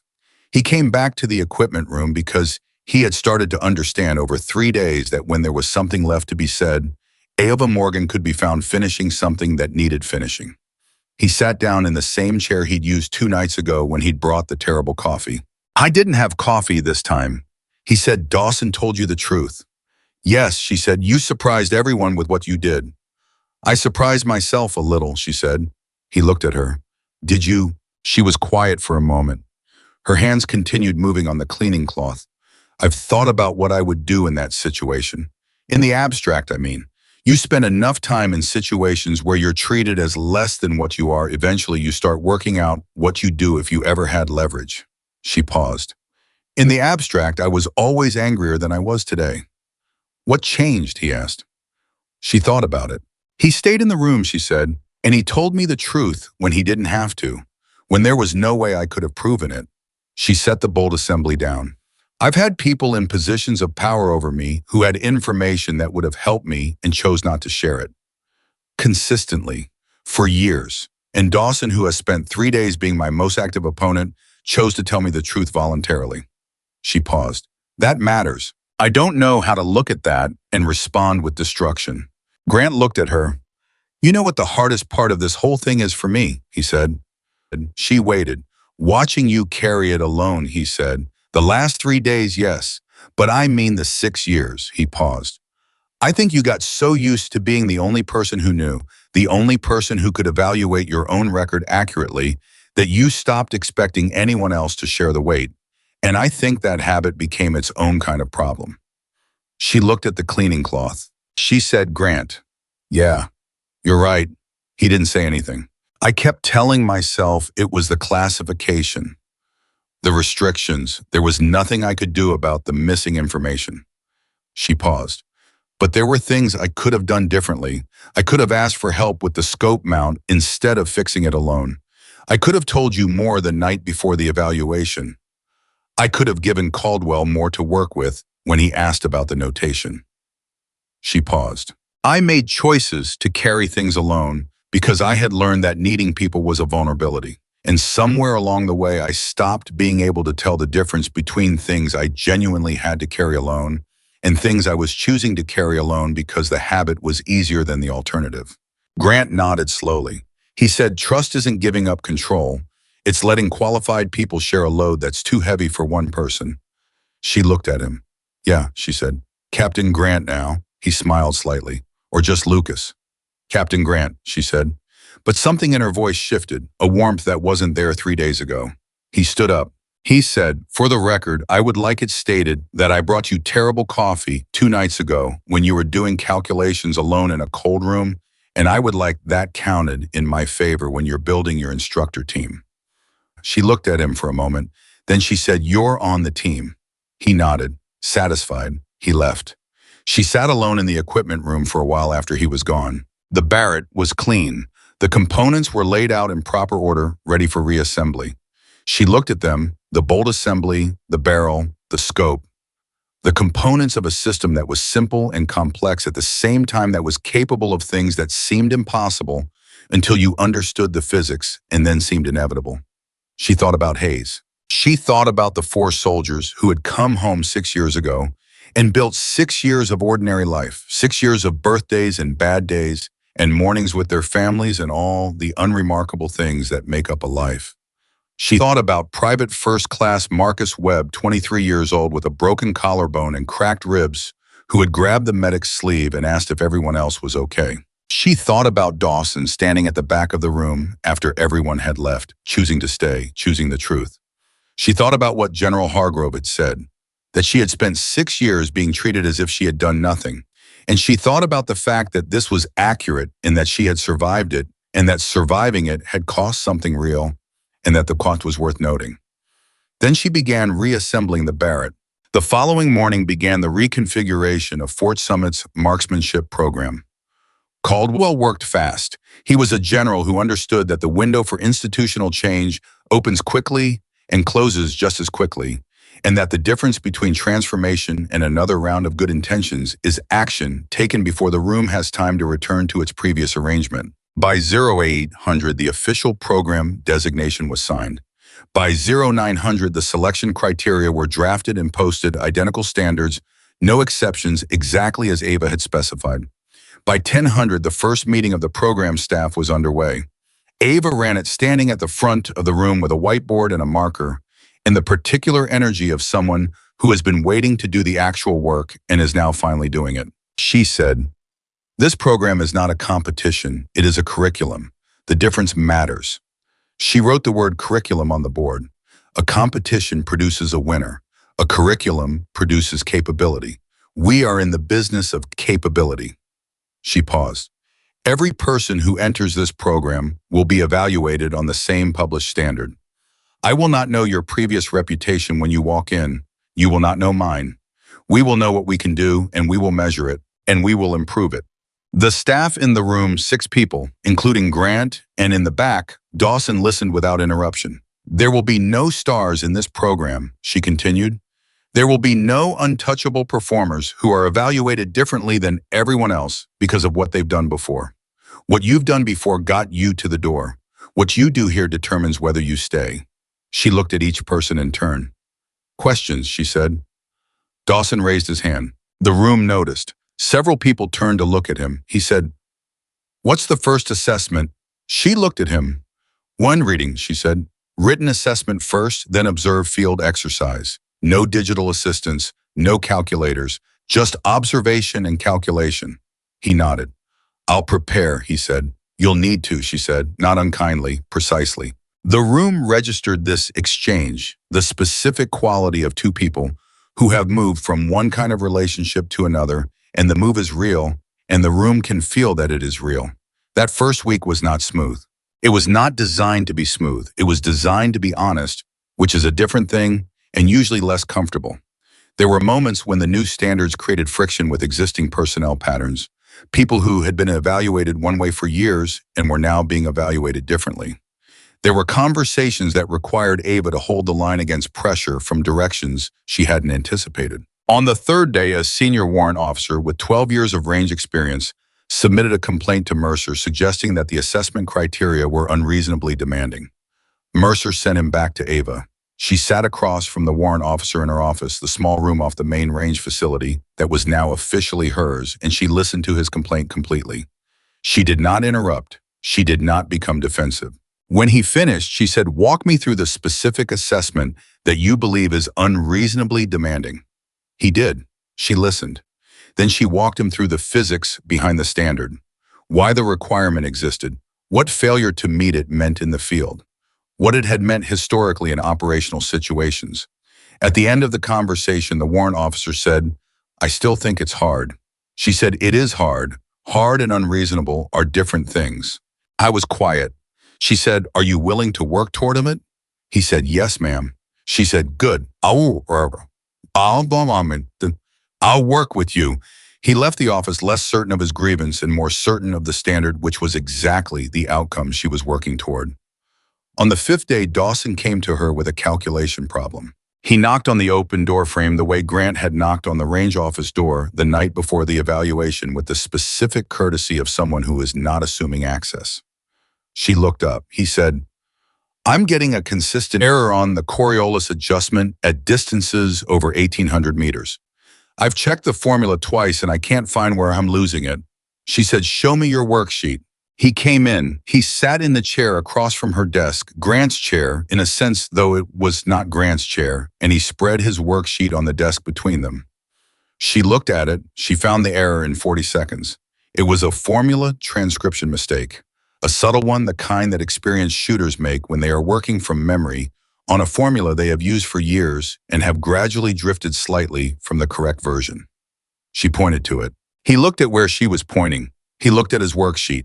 He looked at the correct formula she wrote beside it. He said, "I've been doing that wrong for 3 years." She said, "Your results have been compensating for it intuitively, which is why you haven't noticed. Your body learned to correct for the error without your conscious calculation catching it." She paused. "But intuitive correction stops working at extreme range. At extreme range, you need the formula to be right." He looked at the correct formula. Then he said, "How did you catch that in 40 seconds? She said, "I've made the same mistake a long time ago." He was quiet. He picked up his pencil and corrected the worksheet. She watched him work. The room was quiet except for the pencil and the heat system and the distant sound of the range. The same sounds as the office she'd sat in 2 nights before the evaluation alone, with the weather reports and the calculations she was doing, because the alternative was to fail and she was not going to fail. She looked at Dawson correcting his worksheet. She thought about what it meant, this specific moment, this specific person doing this specific kind of work. 3 days ago, he had been the loudest voice in the room, telling the room that she didn't belong behind the rifle. Today, he was sitting in her office, asking her to find the error in his calculation. And she was finding it, and he was correcting it, and neither of them needed to perform anything for the other. This was not forgiveness. Forgiveness was a longer and more complicated process. But it was a beginning, the specific beginning of a thing that might, with time and work and honesty, become something real. He finished the correction. He looked up. He said, "Thank you." She said, "Come back if the next section gives you trouble." He stood. He picked up his worksheet. He moved toward the door. At the door, he stopped. Without turning around, he said, "I told 3 people about the ammunition lot before the evaluation. I told them it was a known variance. I said I was managing the conditions." He paused. "They believed me. They went along with it." He paused again. "I'm going to tell Caldwell." She said nothing.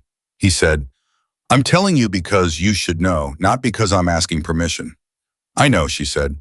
He left. She sat at her desk. She thought about what he had just said. The names of those 3 people would matter to Caldwell. The pattern would matter. The way it had been coordinated would matter. She thought about the fact that Dawson was walking toward Caldwell's office right now to do something that would very likely end multiple careers, including possibly significant damage to his own. She thought about what that cost him. She thought about the fact that 3 days ago on the firing bench, surrounded by men who laughed when he laughed and went quiet when he went quiet, he had been completely certain that he was right and she was wrong. And now he was walking toward Caldwell's office to tell the truth.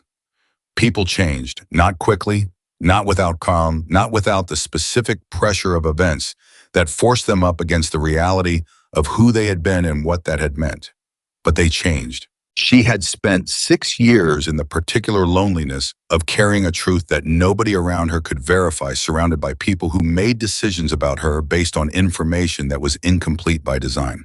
She had survived it. She had not become bitter, which was the harder achievement, because bitterness in that situation would have been entirely understandable and would have cost her something she could not afford to lose.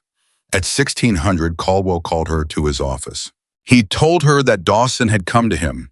He told her that 2 of the 3 personnel Dawson had named had confirmed the account. The 3rd was still being contacted.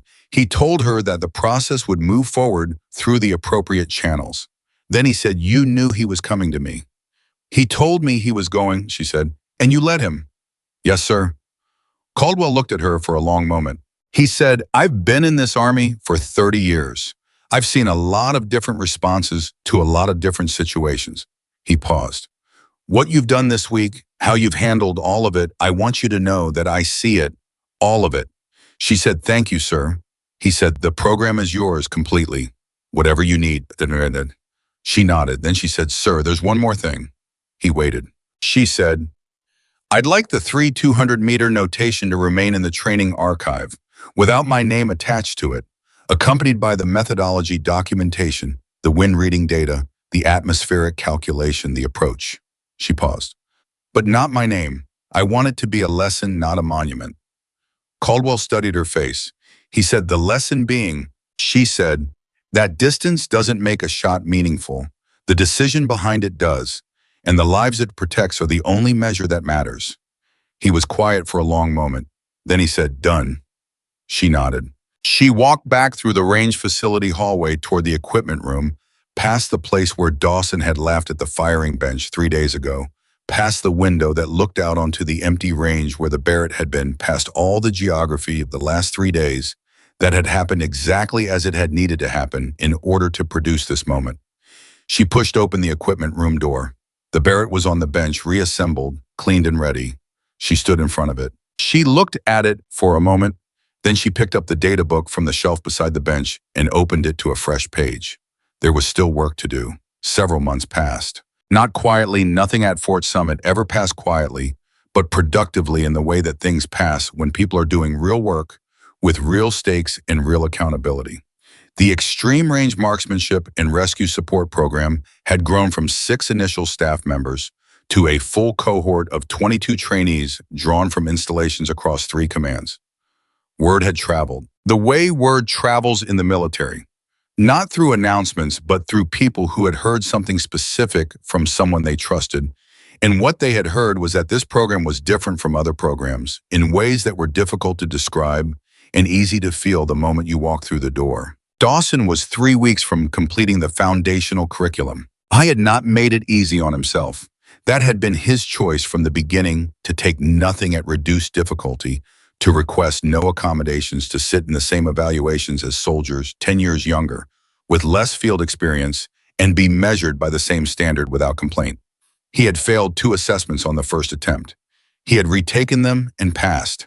He had not asked Ava to know this, but she knew because she reviewed every evaluation record personally, because that was how she ran the program. On a Tuesday morning in early spring, the final graduation exercise was scheduled. Not a shooting competition, a simulated mountain rescue operation, a scenario involving a stranded team, degraded communications, time pressure, and a series of decision points that required the graduating trainees to demonstrate everything the program had taught them, not just marksmanship, observation, risk assessment, coordination, restraint, the understanding that a rifle is a tool when a tool is only as good as the judgment of the person holding it. Ava stood at the edge of the observation area with her data book under her arm and watched the trainees move through the scenario. Grant stood beside her. He said, "Webb's here." She looked up. Marcus Webb, private first class, the youngest of Hayes's soldiers, 23 years old with a broken collarbone that had healed clean, was standing near the observation barrier with Hayes beside him. They had driven up from their installation that morning 4 hours because Hayes had called Ava 2 weeks earlier and asked if they could attend the graduation exercise. She had said yes without asking why, because she already knew why. Webb was watching the trainees with the expression of someone seeing something for the first time that they understand immediately and completely. His arm was in good shape now. The collarbone had healed exactly as the medic promised it would.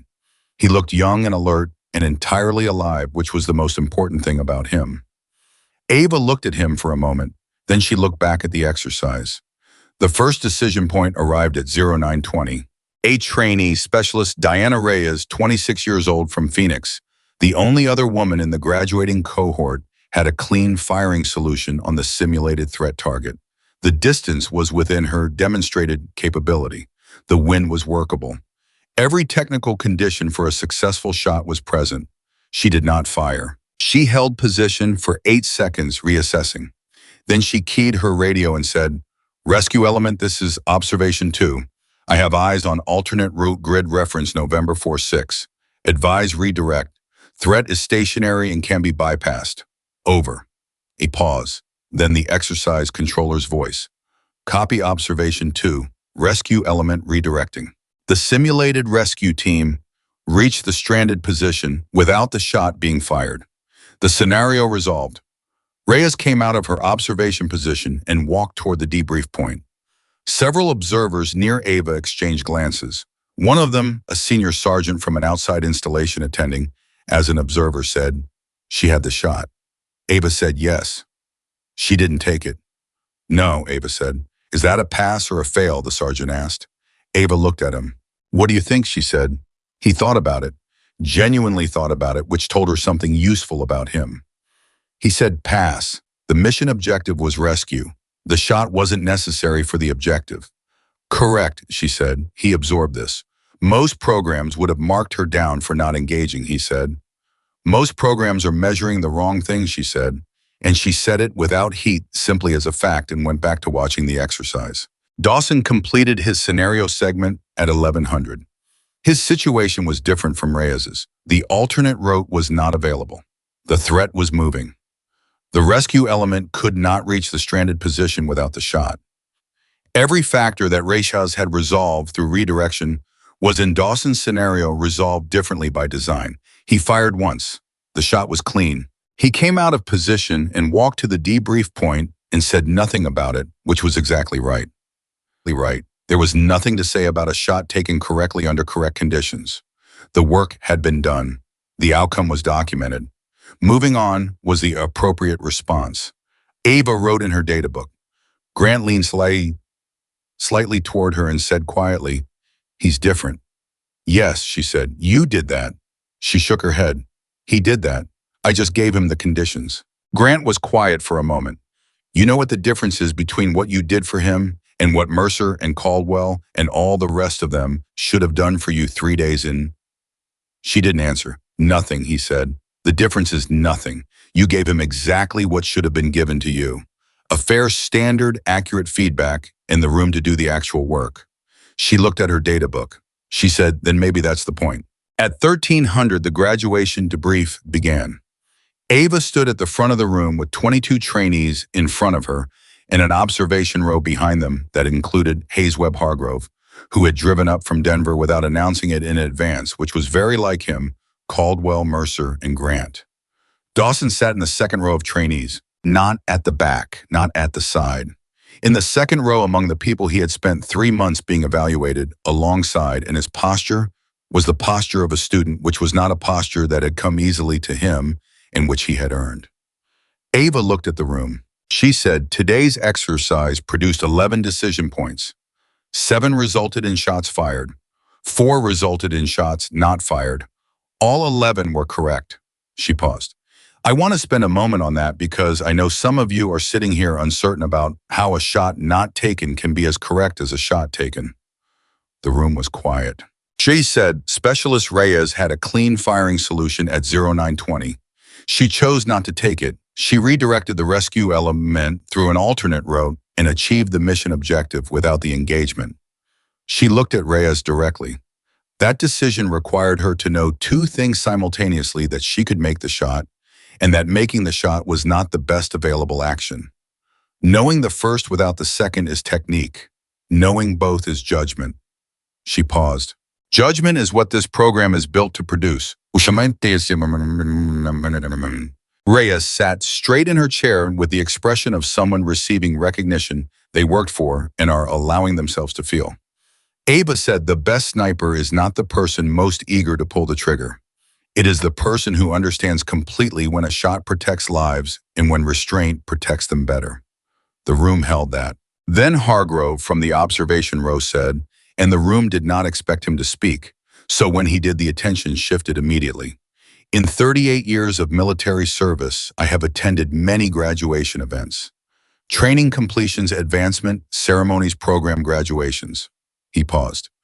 This is the first one where the lesson that mattered most was about choosing not to act. He looked at Ava. That is not a small thing. Ava looked at him.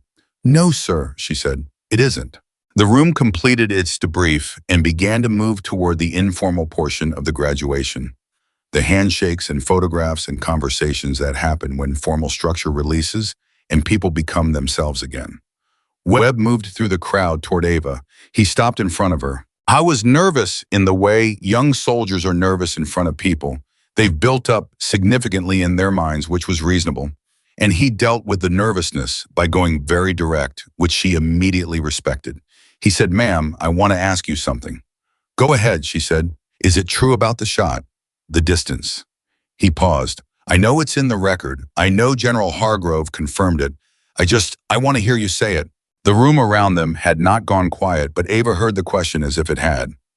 She looked at Webb, 23 years old, healed collarbone, entirely alive, and she thought about what he was actually asking. Who wasn't asking for the technical confirmation. He was asking the way people ask things when they need to understand something at a level below information. He was asking because he had almost died, and the reason he hadn't involved a distance that shouldn't be possible, and he needed to stand in front of the person responsible and understand it as a real thing done by a real person rather than a notation in a file. She said, yes, it's true. He nodded slowly. He said, how? She looked at him for a moment. She said, I knew the wind, I knew the round, I knew the target, and I trusted the calculation enough to fire when everything aligned. She paused. That's all it was. There was no miracle, just preparation and patience and the decision to trust what I had done the work to know. He was quiet. Then he said, can I ask one more thing? Yes. Were you scared? She looked at him steadily. She said, I was 22 years old and I had 1 round and 4 people were depending on a calculation I had never tested at that distance under those conditions. She paused. I was absolutely terrified. Something in Webb's face opened. The specific opening of a young person learning that the people who do extraordinary things are not extraordinary in the way mythology suggests, not fearless, not superhuman, not built from different material, but ordinary people who found the discipline to act correctly in the moment, when correctness was the most demanding thing available. He said, "Thank you, ma'am." She said, "Take care of your collarbone." He laughed. A real laugh surprised out of him. He nodded and moved back toward Hayes, and Hayes put a hand briefly on his shoulder, and the two of them stood together with the easy proximity of people who have been through something real together. Hargrove found Ava at the edge of the room 20 minutes later. He said, "Nathan is going to ask you today whether you want the details of your achievement released publicly." She had expected this. "My answer is no," she said. He nodded. "I thought so." He paused. "Are you sure there are people who would argue you've earned the recognition?" Loudly and at length. "I've earned something better than recognition," she said. "I've earned the chance to do the work I'm actually good at in conditions that are actually fair with people who are actually learning." She paused. "Recognition is noise. This is signal." Hargrove studied her face. He said, "You're going to be a general someday." She said, with respect, "Fierce, I'm going to be a teacher." He considered this. He said, "Those aren't mutually exclusive." She said, "No, but one of them is more important to me." He looked at her for a long moment. Then he said the thing he had clearly been working toward since he arrived that morning. "I want you to know something," he said. "When I made the classification decision 6 years ago, I told myself it was the operationally correct choice. I still believe it was operationally correct." He paused. "But I've thought about it differently since I stood in that briefing room and watched you handle what these people put you through for 3 days." He paused again. Operational correctness and moral correctness are not always the same decision. And I made one without adequately weighing the other. That is a specific kind of mistake, and I want you to hear me say clearly that I know exactly what kind it is. She looked at him. She said, "You came when Caldwell called." "Yes." "You told the truth in front of a room full of people when a written statement would have been sufficient." "Yes." "Then we're square, sir," she said, simply, without performance. He held her gaze for a moment. Then he nodded once with the specific weight of a man receiving absolution he is not certain he fully deserves and choosing to accept it carefully rather than dismissively. He said, "Take care of this program." "I will," she said. He left at 1500 after the graduation had fully dispersed and the range facility had returned to its ordinary working rhythm. Ava went to the firing line. She brought the Barrett. She did not bring an audience. She did not inform anyone she was going. She simply went the way she had always gone to do the work, because the work was what mattered, because the work was never finished, because the world kept changing and the wind kept shifting, and the only response to that was to keep learning. She set the Barrett on the bench. She opened her data book. She looked downrange. The range was empty and the afternoon air was clean, and the Colorado Valley stretched out in front of her, with all its complexity, its wind layers and temperature gradients and terrain features that shaped every variable between the muzzle and the target. She heard footsteps behind her. She didn't turn around. She knew the sound. Dawson set a paper cup of coffee on the bench beside the rifle. Better coffee than what Grant had brought her 2 nights before the evaluation. He'd learned where the good machine was. He said, "Permission to observe, ma'am." She said, "Granted, Sergeant Dawson." He moved to a position 3 feet behind her and slightly to the left, the correct observer's position, the one that said, "I am here to learn, not to compete." She looked through the scope. She began her wind reading. The grass at the near perimeter, the thermal tape at the intermediate marker, the mirage pattern in the lower field. She read all of it with the same patient, methodical attention she had brought to every line she had ever stood behind, from Fort Summit back to a mountain position in a remote desert region 6 years ago, where the wind had done what wind does, and she had trusted what she had learned and fired the 1 round she had. Dawson watched her work. He did not speak. He was learning to be quiet in the productive way, not the silence of someone suppressing something, but the silence of someone absorbing something. 3 young soldiers appeared at the edge of the range, hesitating at the barrier, trainees early in the program, not yet at the point in the curriculum where they used the long-range line. They had come because they had heard from the graduating cohort that the program leads sometimes worked on the range in the afternoon, and they wanted to see it. They stood at the barrier and watched. Ava was aware of them. She was aware of everything within her operational radius, but she did not perform for them. She continued exactly as she would have continued if they were not there. She made her adjustments. She settled into position. She breathed. Dawson behind her glanced at the three young soldiers at the barrier. He turned back toward the range. Then, without raising his voice, he said to them, not sharply, not in the voice he had used to dismiss people 3 days into what now felt like a different part of his life. He said, "Pay attention, you might learn something." The three trainees straightened slightly and looked at the firing line with the focused attention of people who have just been told that what they are seeing is worth the effort of seeing correctly. Ava fired, downrange at a distance that the three trainees could not visually process as real, the sensor registered. Hit, Dawson looked at the readout. He looked at the three young trainees at the barrier who were looking at the readout with expressions that contained the specific quality of people whose understanding of what is possible has just been expanded in a way they will carry for the rest of their careers. One of them, a young woman probably 20 years old with the particular bearing of someone who is very capable and has not yet been given the conditions to know it fully, looked not at the readout but at Ava. She was watching Ava the way people watch someone when they are trying to understand how a person becomes what that person is. Ava set down the rifle. She picked up her data book. She walked to the barrier. She stopped in front of the three trainees. She looked at the young woman who had been watching her. She said, "What is your name?" The trainee said, "Private Castillo, ma'am." Ava looked at her for a moment. Then she took her data book and placed it on the barrier between them. She said, "The wind is going to change in about 4 minutes. When it does, I want you to tell me what direction it shifts to and what you think the adjustment would be at 1,500 meters. She paused. "Don't guess. Observe first. Then tell me." Castillo looked at the data book, then at the range, then back at Ava. She said, "Yes, ma'am." She picked up the data book carefully, the way people handle things. They understand are valuable, and she turned toward the range, and she began to observe. Ava stepped back. Dawson came up beside her. He said quietly, "She's going to get it right, isn't she?" Ava watched Castillo, watching the range. She said, "I think so." He said, "How do you know?" She said, "Because she looked at the range before she looked at the answer." He was quiet. Then he said, "That's the whole thing, isn't it? That's what you've been trying to teach." She said, "That's the whole thing." 4 minutes later, the wind shifted. Castillo watched it move through the grass at the near perimeter and across the thermal tape and through the mirage pattern in the lower field. She tracked it the way someone tracks something they have just been told matters and have decided to take seriously. Then she looked down at the data book. She made a calculation. She looked up. She said, "Northeast, consistent adjustment would be 0.7 mils right at 1,500 meters, ma'am." Ava said 0.75, but you got the direction and the magnitude class correct on your first observation. She paused. "That's a strong start." Castillo absorbed this. Then she said, "Can I ask how long it took you to learn to read it that fast?" Ava looked at her. She thought about a 22-year-old on a mountain position in a desert region with 1 round and 4 lives in a wind that was trying to take everything sideways.